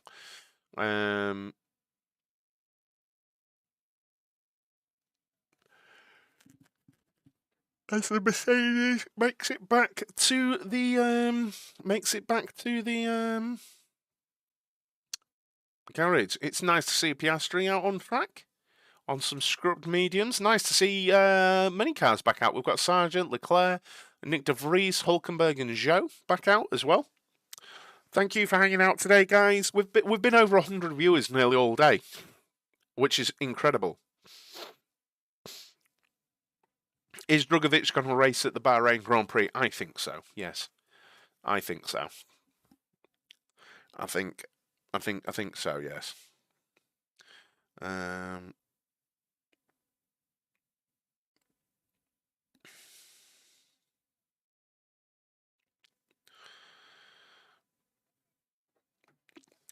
watching my subscriptions like a hawk. Hello. How is the UK in July during Silverstone? Nice weather. Silverstone fun to attend. Might be booking a month's stay in the UK during that time. I think Silverstone's sold out, isn't it? But what I would describe Silverstone as is it's either hotter than the devil's anus or colder than Greenland. And that's a fair range of weather. And you never know what you're going to get at Silverstone. But it's one of them. I guarantee it will be one of those. But there you go. I have sat at Silverstone and genuinely thought I was going to die. I've been so hot. But I've also sat at Silverstone and thought I was going to die of frostbite. So, there you go. James Gledhill in the chat. What year was it, mate? Was it 2018? 2018, me and Gled, we were sat, I think it was general admission Woodcote, and it was something like 6:45 in the morning, and we looked at each other sweating. Going, this is going to be a long day. And it was a long day. And I also burnt my eye. I didn't know this was a thing, but don't get sun cream in your eye because it turns out it gives you chemical burns, and I can confess extremely painful chemical burns. So don't do that. Don't do that. It hurt a lot, and I in fact missed bits of the race because I had to go and wash my eye. I just had to go wash my face and my eye and get my eye under the tap. God, it was in such pain. But it's one of them things, isn't it? It's one of them things. What a day, Gled. What a day it was.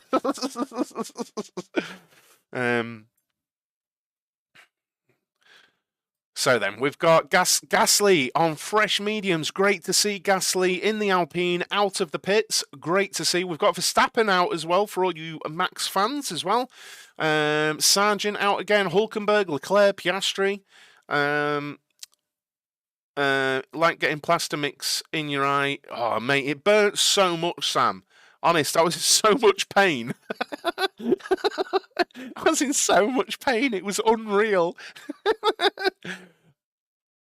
I didn't realise the stupidity of putting sun cream on my head while I was wearing a hat.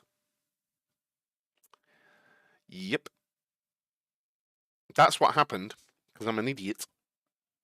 But trust me, this is a lot of surface area. I have an abnormally large cranium, and trust me, you don't want that burn. It's this, like, you could be mistaken. It's like the moon. If I do that, look. It's a big surface area, you know. Oh, glad I was in so much pain, man. Oh, it hurt so much. I wanted to tear my eye out. Honestly, it was so bad. Yeah, it was bad. It was bad, Glad.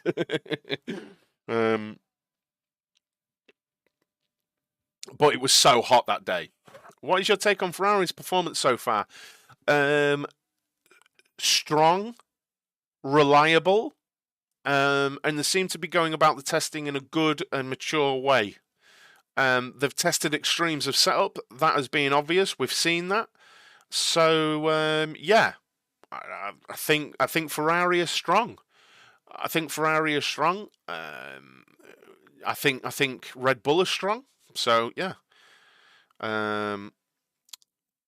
Alonso on track again, on fresh mediums as well. Yeah.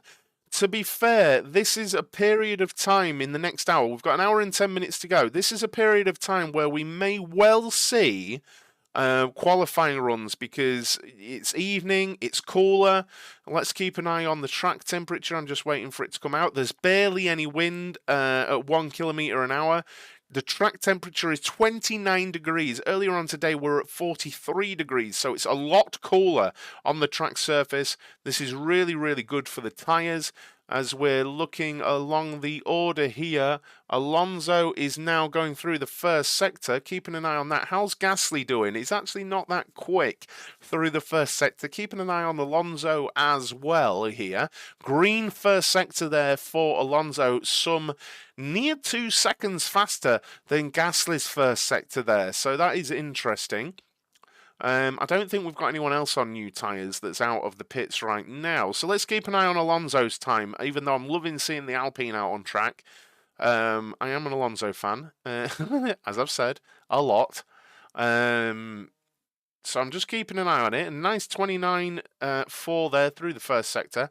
And he's just coming up through 11 and 12 now, and we'll get an Alonso update any second. Any second now. A 39.9 green sector through the second sector there for Alonso. As we see Gasly do 6 seconds off the pace. But Alonso is on a personal best lap here. Coming through the final corner. We're on board that. Sorry, I think the Aston is my favourite looking car this season. That car, if this is a personal best, it's looking switched on. On board, it's looking very good. Very undramatic. If this is a personal best, Alonso goes second. I think we're looking at a good car. I've said that now. I think that is a good car. All I can say is, right, all you can do, all we have is looking at what tyres they're on. We can guess at fuel, but looking at the body language, that looked a very stable car setting that time.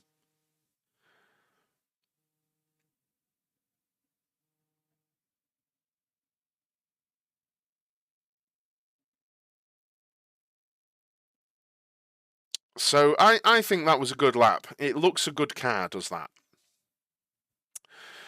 Still 7 tenths off. I think they'd take 7 tenths off. I think they'd take 7 tenths off. I don't think you're listening to what I'm saying, Sam. Hydraulic failure, a serious problem that might reflect poor reliability. Yes, Sai, yes. That was a cracking lap from Alonso. It was. Gasly is still out on track. Good to see. I want to see Gasly do a long run here, honestly. That's what I want to see from Gasly.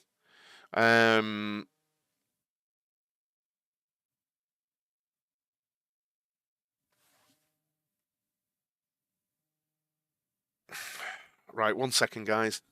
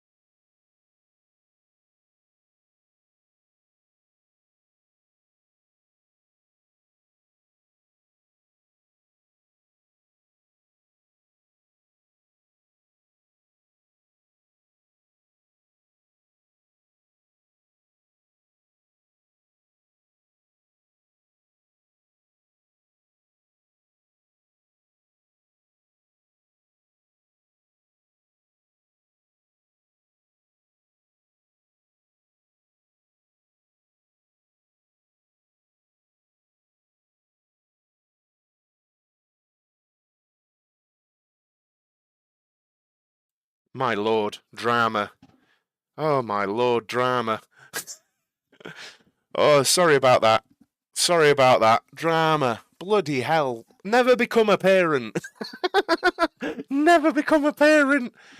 Right. De Vries coming out of nowhere. I totally missed that. De Vries on the softs. Yep, nice. Nice. Cheers for that, guys. De Vries second. Brilliant. Brilliant to see. Actually, that is very good to see because there's a few things to say here. That actually AlphaTauri have done some really mature running today. Tsunoda with 85 laps this morning, and then you've got De Vries with 52 laps so far today. That is a lot of laps. What's that? 137? Quick maths. 137 laps between the two, doing long race runs, and then they've gone on a quick run in the evening. But it's good to see. Now, it's on the soft tyres, though. Oh, we've got Verstappen has a toe here. So let's see. What's Verstappen on? Ah, he's on scrubs, old scrubs.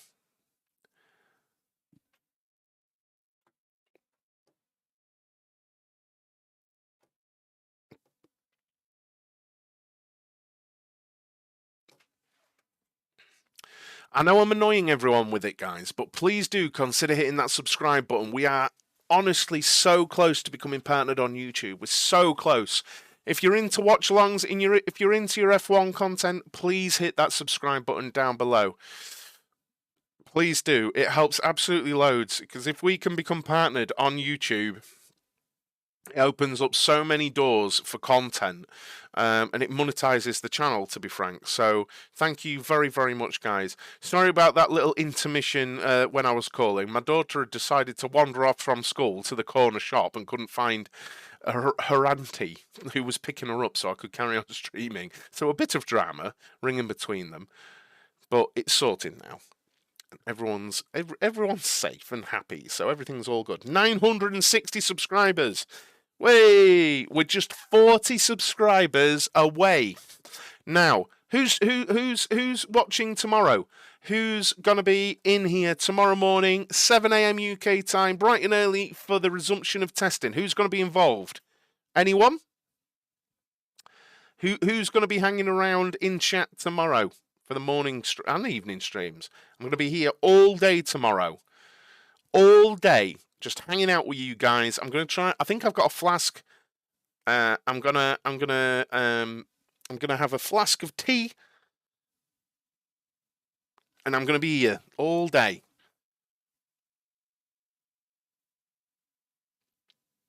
Thank you so much for the love and support today. It's been ace. It's been ace and unexpected. I didn't expect this today, and I'm hoping you guys return tomorrow and it can continue. Because it's ace, it's quality. I was aiming to try and get partnered on this channel by the middle of the season, and it looks like we might be partnered on the channel before the start of the season. I think that's got to be the aim tomorrow, hasn't it? To try and get another 40 subscribers by the end of the streams tomorrow, so that we're partnered going into the new season. Woo! Imagine that. Imagine that. Thank you all for the love and the support. I have a go-kart race tomorrow, but hopefully I can do both. Good luck with your go-kart race, sir. If you don't get to 1K today, you have a big chance of 1K tomorrow. Yeah. I've been waiting for 2 days for a quick tour from Leclerc, and it doesn't show up. Or did he already? I don't think he's done a quick lap yet. I don't think Leclerc's done a quick lap yet. I think we might see some quick times tomorrow. I reckon we'll be within a second of where they will be for Q1 tomorrow. Honestly. But we won't get the realistic order. De Vries back out again. Good shout. On fresh softs. I think we're going to see a quicker time from De Vries. I think he's gone back in, made a couple of changes, and he'll be back and he's having another go. Anyone else on fresh tyres? No, not right now. Sargent, great showing today from Sargent. I think Williams will be super happy with him. At the moment, 137 laps and 6th place in the standings. I think Williams have had a great preseason so far. Lots of mileage, very strong showings in the time comparatively to everyone else. I think Williams will be very happy. Will this translate into pace come next week? I don't know. Maybe not, but there you have it. You can only go off what we're seeing. I think we have to say, really, worst performers of the day, Mercedes so far. We still have an hour to go. What was it? What's that? 98 laps they've done as a pair, and they've broken down. And most of Hamilton's morning looked horrific with handling. I think all I can say for Mercedes fans is I hope Mercedes have had a lot of lessons learnt today. Because none of it looked good from Mercedes today. McLaren up over 100 laps now, so that's good to see. Aston have done a lot of mileage today, that's good to see. Haas, up over 100 laps. It doesn't look good for Mercedes. I can't think of a silver lining. Nothing has looked good out of Mercedes today. Red Bull, I think it's a fair comparison to say Red Bull look like Mercedes did a few years ago. They look faultless. Any credible source of information if Aston is using S-Duct? I've not heard anything about Aston and the S-Duct, honestly. But I mean, I'm literally streaming this live, so. Will Ocon defend like a lion against Gasly? I think Ocon will want to beat Gasly, but I don't think he'll be stupid about it. Let me see. Let me have a look.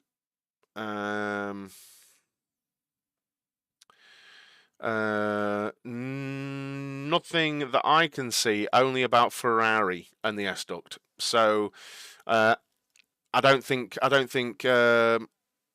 it's the first I've seen about Aston Martin and an S-Duct, I'm not going to lie. So, yeah. I've seen De Vries go for it again, but green first sector and a green final sector, it was an improvement. It was an improvement there for De Vries. Good lap there from De Vries.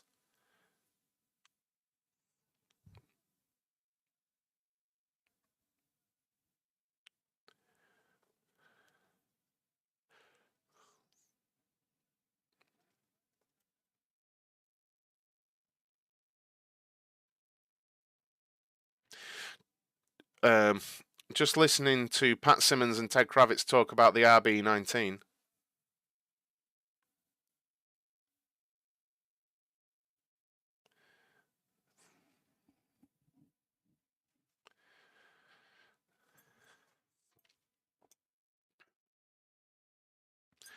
That's the most interesting pairing this season, though, by far. Ocon and Gasly. Yeah, I'm on board with that. Out of all the driver pairings, I put them the closest. And I'd say K-Mag and Hulk are quite close. But I would put Ocon and Gasly close, and I think everyone, including me, feels like there's gonna be fireworks there. At some point, there's going to be fireworks there, and I'm fairly convinced that it's not a simple thing. I'm fairly convinced on that. It's not a simple thing to manage those two, because both of them, they just are fiery. I don't think there's any way to skirt around that. Ocon definitely has it in him. Gasly definitely has it in him. Both of them together, I'd like to see them both do well, but what do we think in chat? What do we think in chat? I never expected the Ocon Gasly pairing for 2023.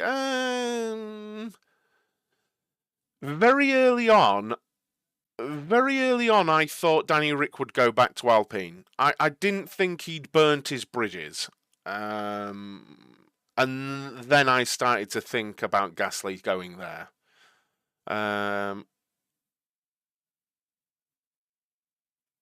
That cars with Ferrari engine have the best straight speed. At least the engine looks good. I don't think the data backs that up, does it?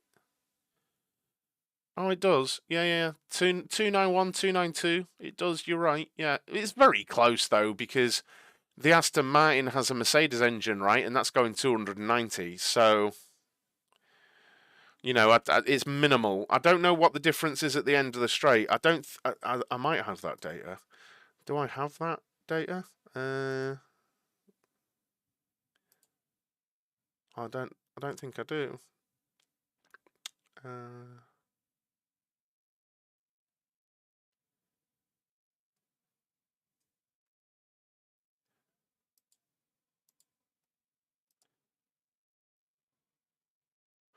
Don't think I've got that data.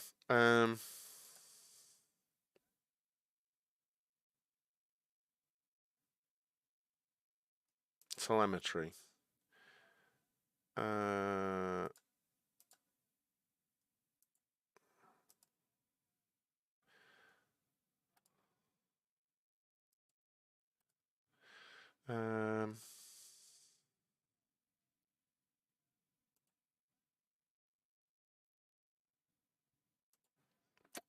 No, I'm not sure I've got that data. Mercedes have confirmed hydraulic failure caused George's car to stop on track, likely the end of running today. A firm on that from Mercedes AMG. Let me just bring that up on screen for you. Mercedes confirming that it is hydraulic failure and almost certainly the end of running for today for them. I'll just bring you that on screen. But there you go. We've confirmed it was hydraulic failure that caused George's car to stop on track. That's likely the end of our running today. Back on track tomorrow. Sorry about that, Merc fans, but there we are. It's better today than in the race next week, right? But there you go. There you go. Think Ocon will put Gasly in the wall like how he did Alonso last year? Any news from Alfa Romeo? No, not really. I haven't seen anything particularly. But there you go with that one, guys. Let me just tidy things up here. I've had an idea. I'm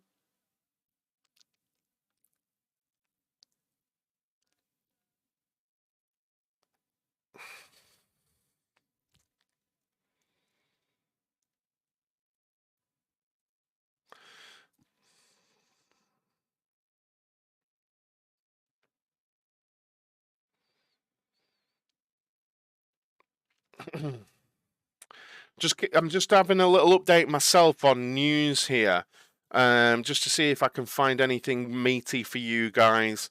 Gunther Steiner has said, yeah, it's difficult to say where we are. The most important thing is to be reliable. Fingers crossed, because we've got one more day, but it's flawless. It's been flawless today. Where we stack up, we don't know really. And with Nico fitting in very well, it's so far so good. We only do as much as we can. We test to get the reliability right, but I think the speed, we will find out all about the cars next Saturday. The field is so tight. And that is Gunther Steiner's thoughts on what's going on. Have Alonso, double green sectors there on fresh medium tyres. He hasn't done a soft run yet. And Alonso's about to go over the line. And he goes into second place with that lap. Let me just look at the replay here. Well, it's not replay, it's live. Round. That car is looking lovely. Again, we don't know true pace. But you just look at the wheel behavior, the body language. Alonso turns. It looks very nice. It looks very nice. Like earlier, we've seen drivers turning in and taking a couple of bites when turning in, or oversteering on exit. Alonso is turning in, and he's very aggressive normally, but he's turning in, going out and turning in, and it's lovely. It looks a lovely motor. You know, okay, times don't matter, but he went second fastest there. It looks undramatic, interesting to see. Leclerc's coming out, but he's on hard tyres, guys, so I don't see him doing anything particular here. Piastri's out on new mediums, so he could be going for a fast one here. Had a little bit of an oversteer moment. Oh, big lock up there for Logan Sargent, actually. 17 laps deep on mediums, so those mediums will be in bits at this point. Let me see if I can find you anything new. Let me see if there's anything going on.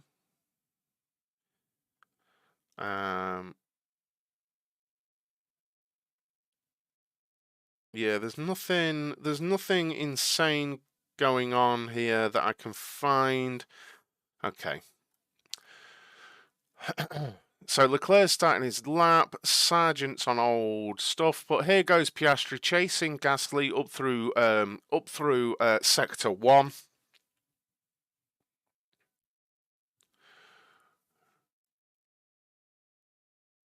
Coming to the end of sector 1 now as Gasly goes through, Piastri goes through, and we get a so-so sector.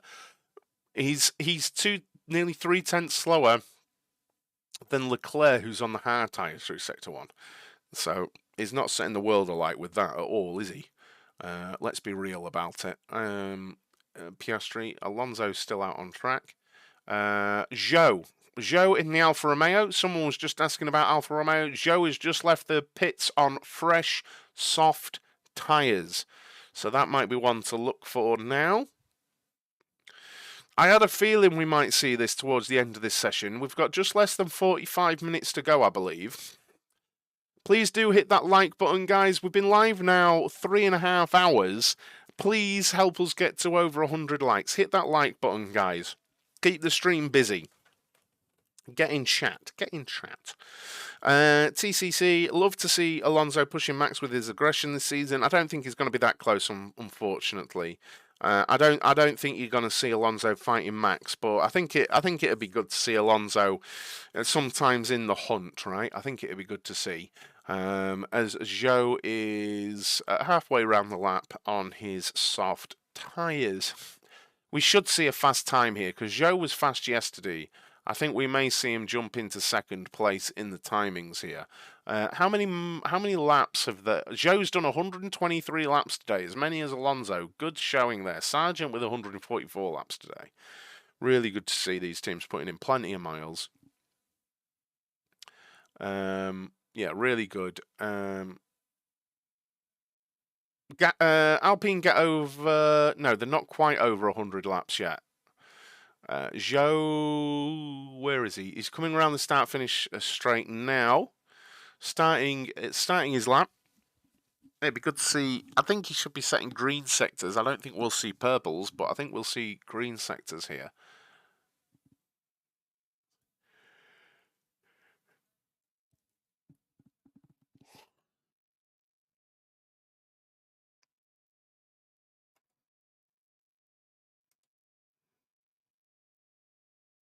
Idiot. So, where's Zhou? Let's look at the times.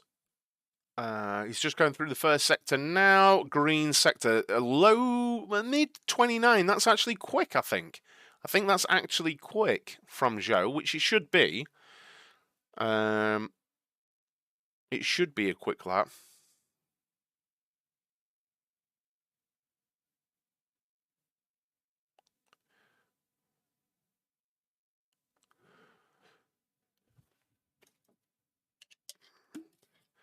Everyone's gone quiet. I just don't understand some humans. I don't either. As Zhou goes through the second sector, we should get the time. A green sector, 39.7. I think that's pretty good as well.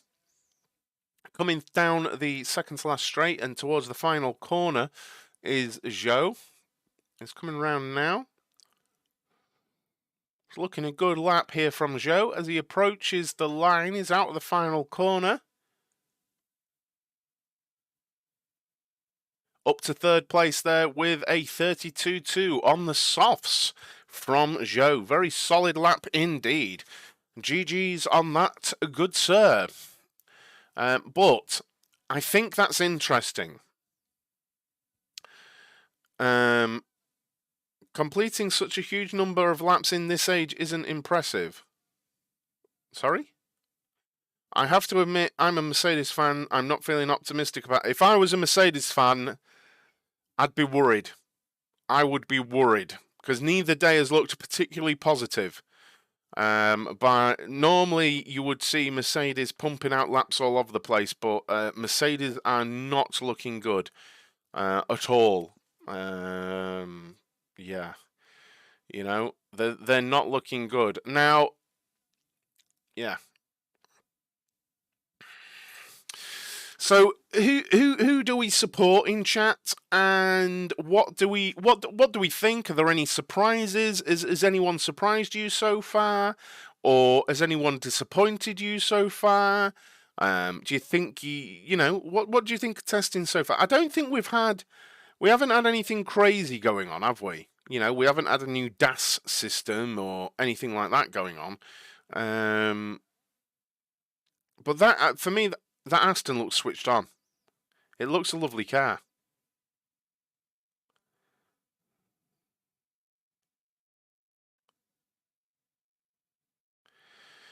Where did Aston Martin find speed from? Aston Martin, look, I think it's all to do with recruitment. TCC, they've got a lot of very good staff. That they've got from different teams. They've got Red Bull staff, they've got Mercedes staff, and all sorts of stuff. They've done a very good job, have Aston Martin in recruitment, and they're improving the facilities and things like that. So I think they've done the right work behind the scenes. It does look good, that Aston. I think it does, Glad. Look, like Dan Fallows. Exactly. Dan Fallows is a perfect example. Is it good at these quali runs? What about race pace? It was very solid in race pace. I'd like to see a new team get a few podiums. Yeah, I'd like to see that. I'd like to see that myself. Guys, please do hit that subscribe down below. I will be live tomorrow morning and tomorrow afternoon with all of a watch along for all of the F1 testing tomorrow. So please do make sure you've hit that subscribe button, and also make sure you hit that like button. We've just hit 100 likes on the stream. Thank you so much for the love and support here on the stream. We're very, very close to becoming partnered on YouTube. So thank you so much, guys. Just a small creator trying to make a move in a big sort of thing. And people have been very nice. Have you enjoyed my coverage of it so far, guys? Have you enjoyed my coverage of it so far? I hope you have. A lot of work has gone into try and produce a decent show for you. And I try my best to talk lots and keep you entertained. It's very hard. It's very hard because, what is it, 8 hours? 8 hours each day? It's difficult to keep talking for 8 hours, trust me. Because you just kind of, like when you're at home, you're just like, just watching it. And maybe a WhatsApp message to a mate like, oh, that ain't good for George. So you've just got to carry, like, I've got to carry on talking. I guess that's what being a streamer or a caster or whatever is. I'm just talking all the time. But, here we are. I hope you've enjoyed it. And if there's anything I can do to sort of improve, then let me know. I don't think you guys need any more data on screen. Like, what do you need? Even in a race, what do you need? You've got the track maps, so you can see where the cars are, and you've got the times and the tyres and everything. I don't think you need anything else, do you? The weather's at the bottom of the timing, which just flashes along. You can see the session they're in. I mean, if there is anything else, let me know. And if you think there's anything I can do just say. You know, I'll always try and do better for you. No, Verstappen is on scrubbed tyres. He isn't on new tyres. Verstappen is on old medium tyres, guys. Just to let you know, he's on old tyres. He's on old tyres.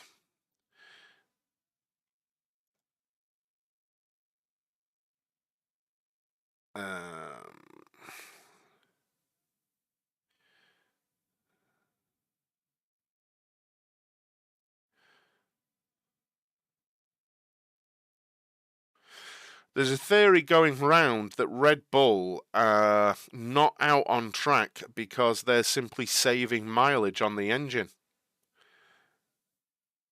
Is that what the strike through is on the tyre? Yes, Glad. That is what that is, buddy. That is what that is. I think Audi will replace Zhou by 2026 and will bring in some German driver. I think it's plausible that you could see a Mick Schumacher in the Audi. I think they could do worse than that. I think you could see Mick Schumacher in an Audi. I think that would be a decent fit. I don't think there's anything wrong with that. I wonder if they would get a marquee driver. Vettel won't be back. No, Vettel. Vettel. I think people need to realise the reason Vettel left wasn't because he couldn't get a drive. Vettel left for his own morals and his own human reasons. I don't think he will ever return. I don't think he will ever return to Formula One. Because I think his personal beliefs are stronger than his massive love for racing, and I think that's commendable. How you doing, Noxie? Hope you're well, dude. Was it hard to find me? Was it hard to find me, dude? But yeah, who do we think? Worth a shout, though. What's worth a shout? Now, I said Mick Schumacher, right? But pit stop practice at Ferrari. I think a shout for Audi is them taking Théo Pourchaire as their second driver. What you might see is Théo Pourchaire in that seat in 2024 or 2025, ready for Audi, because he is a Sauber Academy driver and extremely quick. So I think you might see Théo Pourchaire in Audi, but I don't know who would be the number. Who do we think could be a number one driver? I don't think the driver has to be German. I don't think the driver has to be German, guys. I don't think Audi are that company. I don't think Audi are that. I don't think Audi are that team. I think Audi will recruit based on who is available. I think you could see Théo Pourchaire in the second seat. Very talented young driver and already connected with the team. Who could you have number one? Who do we think? Maybe LJ. We'll see. It's too early to know, mate. It honestly is. I made the point earlier that this time last year, LJ. At this time last year, I think I've got rid of it. At this time last year, Kevin Magnussen was 0.3 faster than everyone in this session last year. So who knows? You know. I think we'll know a bit more tomorrow, maybe, but it still won't be representative, honestly. As you said, Red Bull is saving engine mileage to run the engine less. Then why is Aston Martin running their engine so long? No, Piku's Corner. Listen to what I said. I didn't say that is what they are doing. I said it's a theory that's what they could be doing. It's very important to listen to what people say. There's a theory that Red Bull are doing less laps with Verstappen simply to save engine mileage because they've done lots of learning already today and lots of learning yesterday. So, yes, that isn't what I said. If Red Bull ditch Checo for Rick, maybe he can. Do you think Checo? But 20, that's in another 3 years. Do you think? I don't think Checo, and I don't think Bottas either.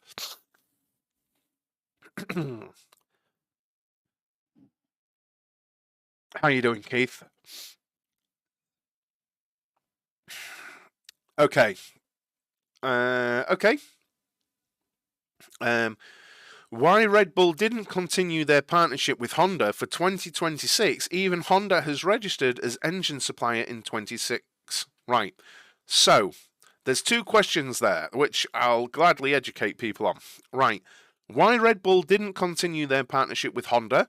Red Bull decided not to. They had a conversation. Red Bull didn't want to. So that's why. Like, Red Bull decided against it.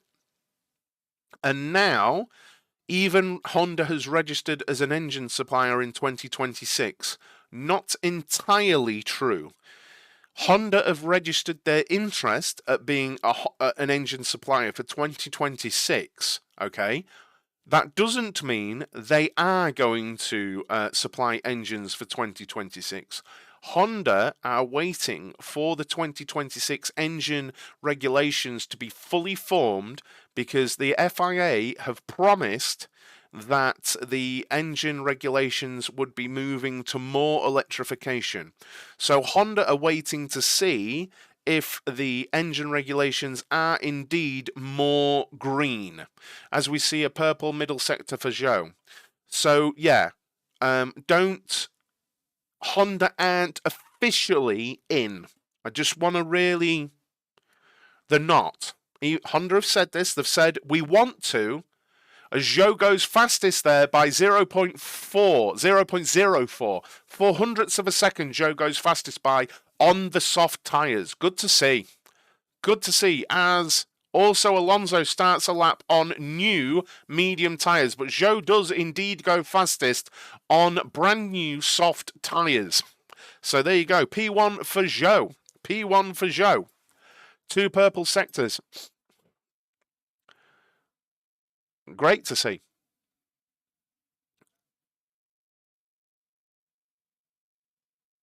And that's a glory run, they're saying in commentary, because that was the C5, so it is a bit of a glory run.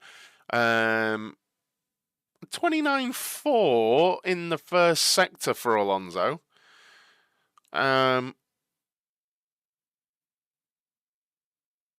That is the right. Just to bring it back, guys.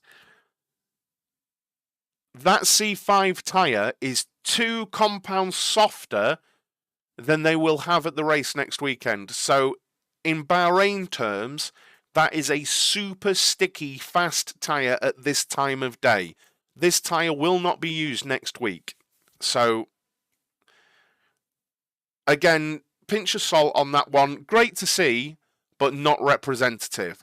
As we see Alonso with a green second sector, he could improve on his own time. I'm not sure how much over he was in the first sector of his own time there, because I didn't see it. As he goes over the line, is he going to improve? No. He was, oh, bloody hell. He was 4 thousandths of a second slower. What do we reckon the lap time will give you C5 to C3? A second lap? Possibly. So, I don't think Max cares, Cam. I don't think he cares at all, honestly. Especially not from Zhou. I truly don't think Max Verstappen cares that Zhou's done a faster time at all, because Verstappen set that time on a much harder tyre, you know? So the soft tyre next week is the C3, the medium is the C2, and the hard is the C1 next week. If I've just said that out loud, right? I think.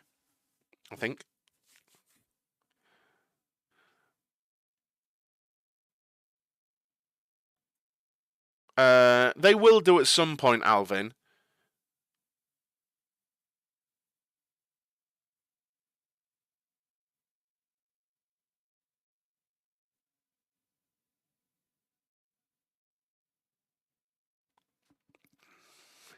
De Vries is out on something new.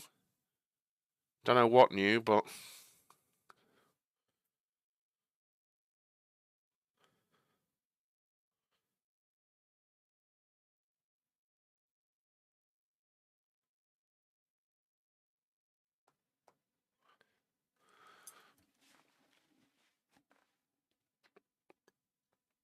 how's the followage gone this afternoon? Really good. We've been over 100 viewers all day, Keith. Brilliant to see, mate. You're around the pit lane streams as well, and those people who know what pit lanes is and stuff like that. I think being in this chat right now points out why I'm putting so much into this. Right? I had the idea a while ago about TSKF1, and it's it's not that I don't want to do pit lanes, but it's an idea that's working, right? And I don't get this viewership over on Twitch. I just don't, you know. But if this continues, I'm going to work out a balance. That's what I will say. I'm going to work out a balance so that I can make TSKF1 content and maybe the pit lanes Twitch channel is like a thing that I do to complement this. Hopefully, you know. Instead of doing 2 streams a day over there, maybe I do 1 stream a day over there. And then on F1 days, I just don't stream over there, and it's a complementary thing. Maybe I go on there and do like a 2-hour stream and stuff like that. I don't think Mick will get a chance in Merc for the next 3 years, or at least until Hamilton retires. Look, it's all about opinions, Sushan. I don't think it's beyond the realms of possibility that when Lewis retires, George takes the number 1 seat, and then Mick Schumacher moves into the 2nd seat. It's a possibility. A lot of people want Lando Norris to go to Mercedes. I think that deal is difficult. It's not impossible, but you would then have 2 drivers who want to be number 1 drivers, 2 drivers who deserve to be number 1 drivers. And there's just a lot of dynamics there, isn't there? There is. I feel like if you even if it's not Mick Schumacher in the end, I feel like if you had Mick Schumacher, then it makes it a simpler proposition, doesn't it? Because you've got a very clear number 1 and number 2, and apparently Mick Schumacher's feedback is excellent in the car, and things like that. But we'll see. We'll see on that. Only no one knows what's going to happen. To me, there isn't a clear driver that you would put next to George if Lewis retires or when Lewis retires. I think George is the natural heir to the Lewis throne at Mercedes, isn't he? Like Max at Red Bull, I don't see George Russell going anywhere or having his head turned by another team. So who would join George there? Again, a lot of people like Norris, but I just don't think that's an easy deal to do. And then you look at it, maybe De Vries might jump in the 2nd seat there. I don't think it's out of the question for Hamilton to retire earlier than that. If the car doesn't perform again, or if he wins his 8th, he could walk away early. Yeah. Again, I'm not against that. Max has a Red Bull contract till 2028. Yeah. Yeah, but I don't. Yeah, that was my point. I don't see Max leaving Red Bull. That's what I mean.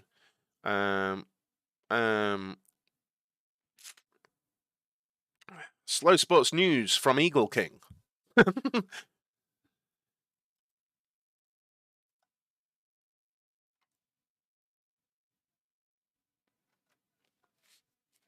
We have how long left? 22 minutes. 22 minutes. Anyone out on new tyres? We've got De Vries out on new tyres, apparently. I don't know what tyres he's on, but he's out on new tyres. Zhou's out on scrubbed mediums. I don't think we've got anything else. I think factors that will keep Hamilton on is if he doesn't win his 8th, but it still looks possible. Yeah, my opinion on Hamilton was a bit like he had to remain hopeful, right, about this season. Mercedes have always delivered pretty much since he's joined, and he had to remain hopeful about this season and hope the work put in last season and the work put in over the winter would deliver. It's not looking good for Mercedes, but in Formula One, even a night is a long time, and we might see a completely different Mercedes tomorrow. Mercedes made massive leaps during the season last season, but look, TSKF one hot take. That Red Bull is looking unbelievable, you know? Yeah, but Adrian Newey's only like part-time in F1 now. I think it's time. I think Adrian Newey deserves respect, but Adrian Newey's only part-time in Formula 1 now. So I think a lot of respect just needs to be put on the wider team. Yeah. He's part-time. And he has been for a few years, TCC. I think a lot of respect needs to just be put on the wider Red Bull team and how they're transitioning away from Adrian Newey. He's involved. I think he's officially involved a couple of days a week with the Formula One side of things. He is available, so that so like if they've gone down a rabbit hole of design, they can still contact him and say, here, we thought this, and so on. See, this is this is why I wasn't sure about Logan Sargent. 2019, 19th in F3, 2020, 3rd in F3, 2021, 7th in F3, 2022, 4th in F2. He doesn't have an incredible pedigree coming into Formula One. I'd be really surprised if he delivers anything particularly crazy. I don't think the lack of wind tunnel time will show its hand until later in the season with development, as the starting point of the car would have already been in place. Yeah, I think you're quite right there, Keith. I think there's a lag, isn't there? There's a natural lag on that situation, isn't there? We've got something here about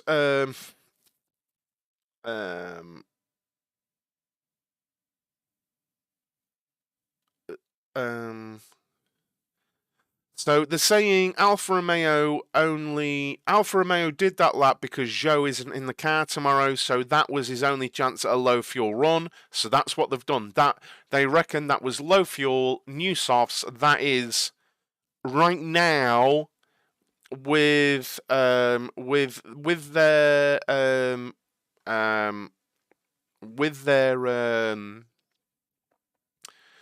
current engine settings and stuff. They reckon that's what Alfa Romeo have got.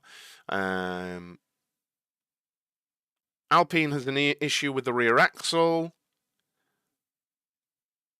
Every time they've tried a practice pit stop, they've struggled to get the rear wheels off.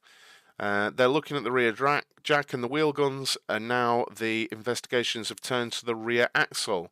Apparently this problem is new. Alpine weren't struggling yesterday, but they also didn't overly practice pit stops yesterday. So something's wrong with the rear axle and getting the wheels off. I bet Max will push, maybe even put new soft. I don't think he cares, Christian. I really don't think Max cares. I truly don't think Max cares about being top of the timesheets. He's a double world champion. He doesn't care. Gasly is using the test tyre. Is in the pits. Alvin. Unless I'm missing something. Gasly is in the pits. Yeah. Leclerc on lap 18 of a hard tyre run. I think Ferrari should stop considering Carlos Sainz as a number 2 driver because his race pace is better than Charles. Well, he's an excellent driver.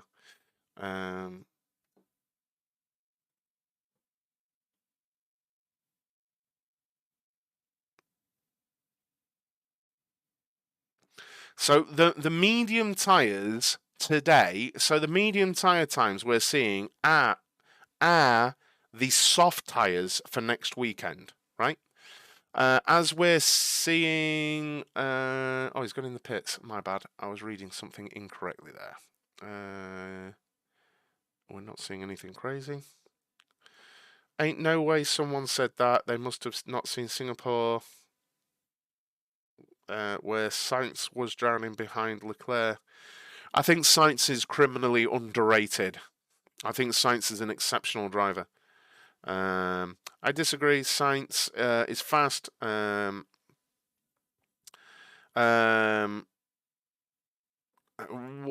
Why Eagle likes to come in and paste things that are completely random. Guys, I'm reading out comments. I didn't say it. I'm reading out comments. Don't be mad at me, I'm reading out comments. Please do make sure you've hit the like on the stream, please, guys, and subscribed to the channel. We're at 962 subscribers, which means we're only 38 away. What is Logan Sargent doing? He's stopped the car and he's getting out of it in the pit lane. What's he doing?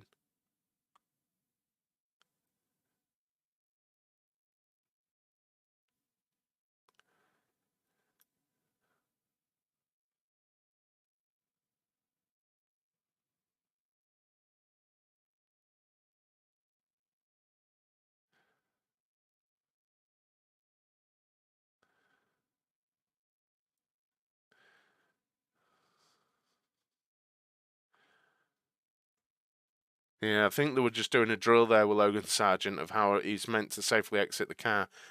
Um, um,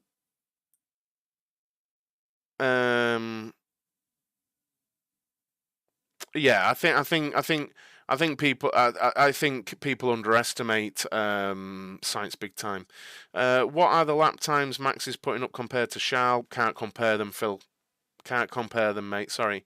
Sainz on his day can be equal to Leclerc, but at the same time, Bottas on his day could be equal to Lewis. I think fundamentally the car suits Leclerc more. Genuinely, something to do with electric. It was just a practice drill, Pascal.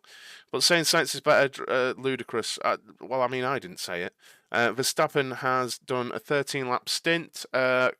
Affirmative on that. Yes, he has. Leclerc is on a 20-lap stint, doing 38 threes, which is comparable.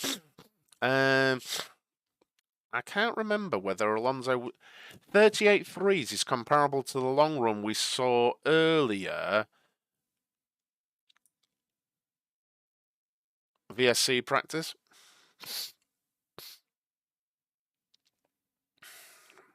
VSC practice, so we're not going to see any fast laps here, guys.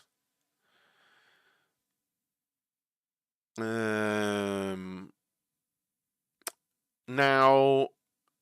was Rolando, was he on hard or mediums earlier, Alonso?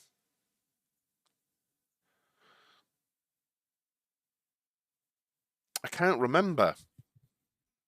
Mediums. This is where fuel loads come into it. We just don't know, do we? We just don't know what fuel loads. That's the problem.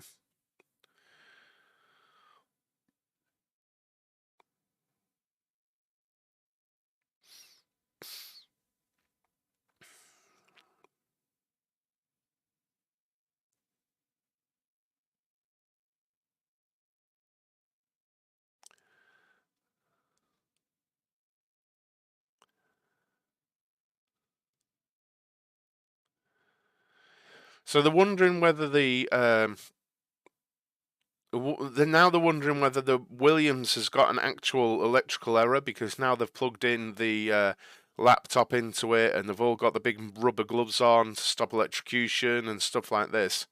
They think that just disconnected me for some reason. Don't know why.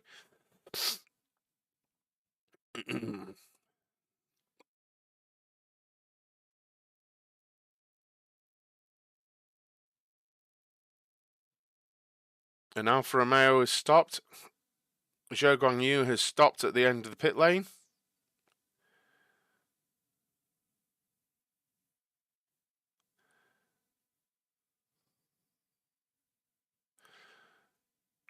12 minutes left, Mayan.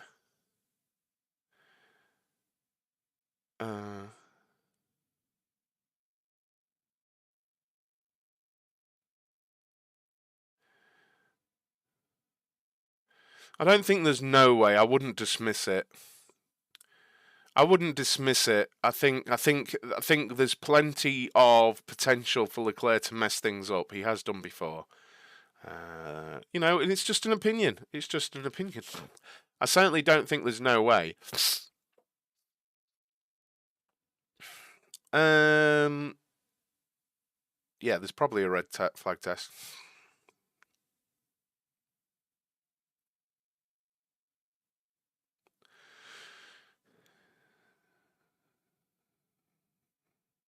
The guy with the yellow flag running down the pits with him. Bless him.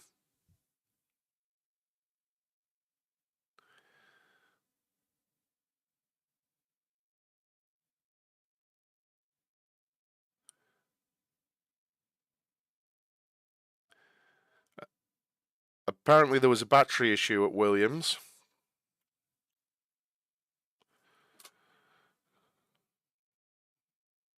On board with Zhou.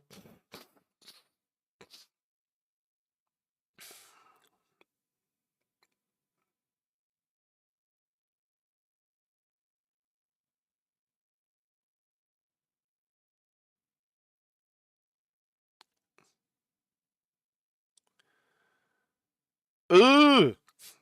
Something's bad in the Alfa Romeo. Clutch, gearbox, something is not happy in that Alfa Romeo.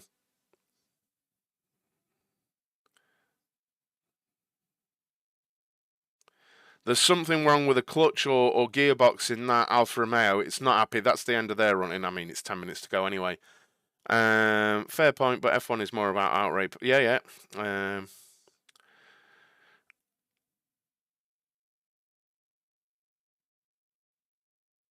The Williams does look to have a hybrid system issue, battery issues. No, it sounded grindy. Yeah, exactly, Philip. He can.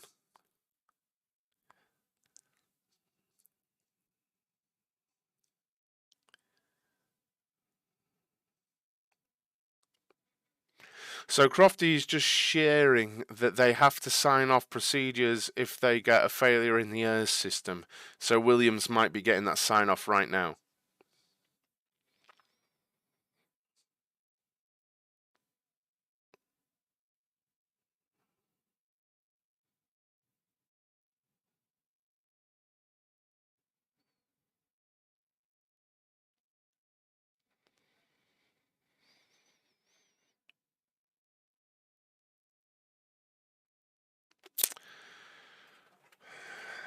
Yeah, but yeah, I mean, you know,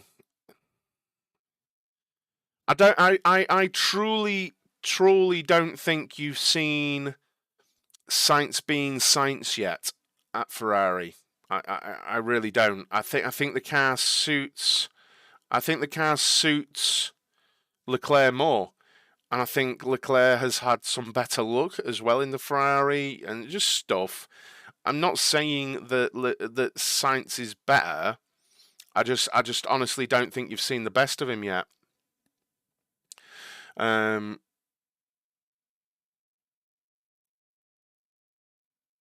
If there's failures in testing, does that affect their allocation for the season? Yeah, I think so, mate. Yeah, I think the allocation for the season is the allocation for the season. I think you have to look back at Sainz from previous and the teammates he's had, how he's performed. I believe he beat Lando. I believe he beat Danny Rick. Who else has he had as a teammate? Hulkenberg? I think he's beaten them all as his teammate. And how highly do people rate Lando? And I'm pretty sure Carlos Sainz beat him. So he's really good, you know? He is really good. I'd have to look back. I'm sure he beat Lando, didn't he? I'm sure he beat Lando. I feel like he did.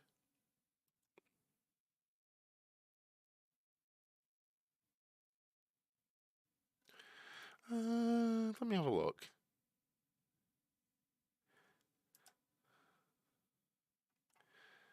I could be wrong. I could be misremembering. Who was he? Who was he driving with? Just 1 minute. 2020. Who was he with? I'm looking. I'm looking now. McLaren. Carlos Sainz, Lando Norris in 2020. Yeah, he beat Lando Norris. It was only 8 points, but he beat him in 2020. 2019. 2019. Lando.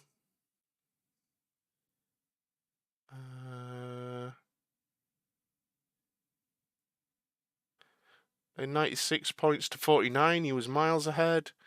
Renault in 2018. Who was his? No, not that. Crap. What was his teammate in Renault in 2018? I feel like it was Danny Rick, wasn't it? Renault. Nico Hulkenberg. Hulkenberg beat him. Fair play. Hulkenberg beat him. So, yeah. There you go. Start procedures happening. This is the false start one, isn't it? The aborted start one. So it's the aborted start procedure. Pretty much, Keith. Yeah,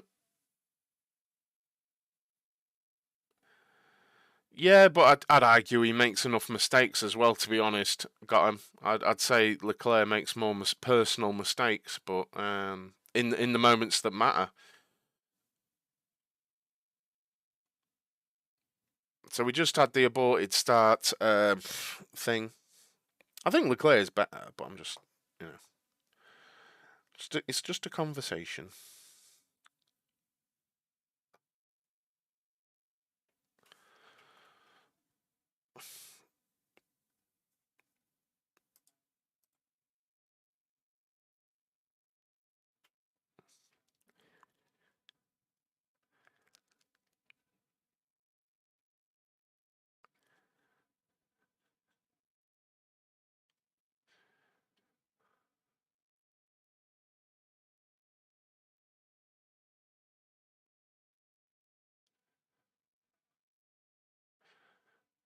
Wow.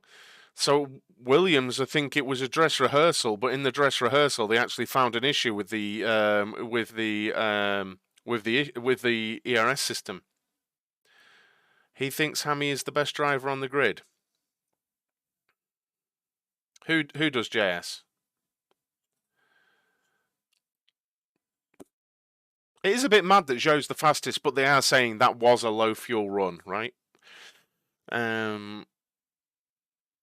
Haas is fully dependent on Ferrari. If Ferrari is good, Haas is good. If Ferrari is bad, Haas is the worst. That's not right for the team. Well, yeah, it is what it is. If you're calling Hamilton Hammy, I'd say you're already establishing bias. Yeah, completely. Yeah. I do find it all terribly low IQ. I do find it terribly low IQ. That kind of nonsense. It's like just if you're older than about 12 and you're on the internet saying he thinks Hammy is the best driver on the grid, lol. You should have probably gone to school more or something, Right, are they actually going to do a race start here? All the teams getting pictures of the other cars.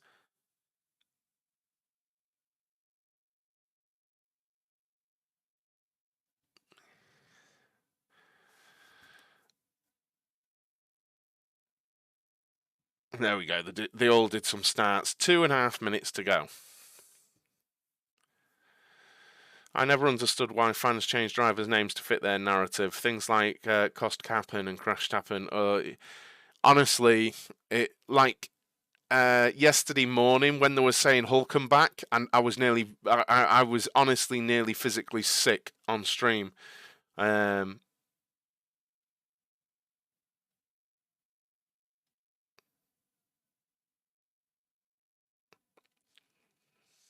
It's weird. It is a bit low, you know. Right then, with less than 2 minutes to go, let's have a little roundup, shall we? Zhou fastest. Zhou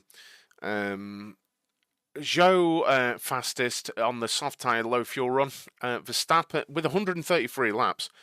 It's just short form. For what? Come on. You know what you're doing, and it's still low IQ, and I'll say it. Zhou with 133 laps and fastest on a low fuel run on the softs. We've got Verstappen with 47 laps and second fastest. Alonso with some really important mileage for Aston Martin with 130 laps. De Vries 74 laps and doing quite well today. Hulkenberg with 68 laps there. Sainz in 6th place in the Ferrari with 70 laps. And Logan Sargent with a really impressive 154 laps in the Williams. Leclerc 68 laps, Piastri 74 laps, Gasly 59 laps, Magnussen 67 laps, Ocon 49 laps, Russell 26 laps, Perez 76 laps, Hamilton 72 laps, Norris 65 laps, and Yuki Tsunoda with 85 laps there. Big disappointments of the day were Mercedes with horrific rear end stability at the beginning of the day and then breaking down with hydraulic failure late in the day. Surprise of the day, probably Zhou, but we do know that was a low fuel run because it was his last chance in the car to do a low fuel run before next week. Red Bull and Verstappen looking incredible once again. Aston Martin continuing their strong pre-season there with Alonso, great to see.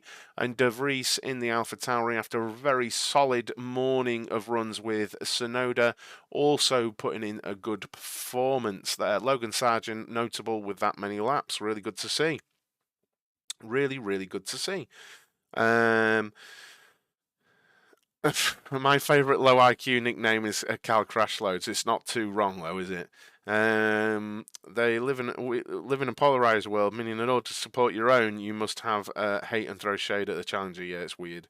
That's day 2 done. Any update on Merck? Just not a good day for them. Not a good day for them. Honestly, not a good day for Mercedes. Hydraulic failure. That's it. That was the end of their day. No update. Haas pit lane, yeah, indeed. We talked about that first thing this morning, mate. But there we are. There we are, the end of a pre-season day 2 from Bahrain. We're at 962 subscribers. If you're new to the channel, please do consider still hitting that like button. It really, really helps. And also hitting that subscribe button down below. It really, really helps. I'm going to be live tomorrow morning, 7 a.m. with more testing from Bahrain. I'll be right here, and then tomorrow afternoon I'll be with you 7 a.m. till 11:15, and then 12:15 until 4:30 tomorrow. I'm covering all of it, guys. All right, so I will be back tomorrow. I really hope to see you for that. I will see you tomorrow. Thanks a lot, guys, and I'll see you later. Cheers. Bye bye.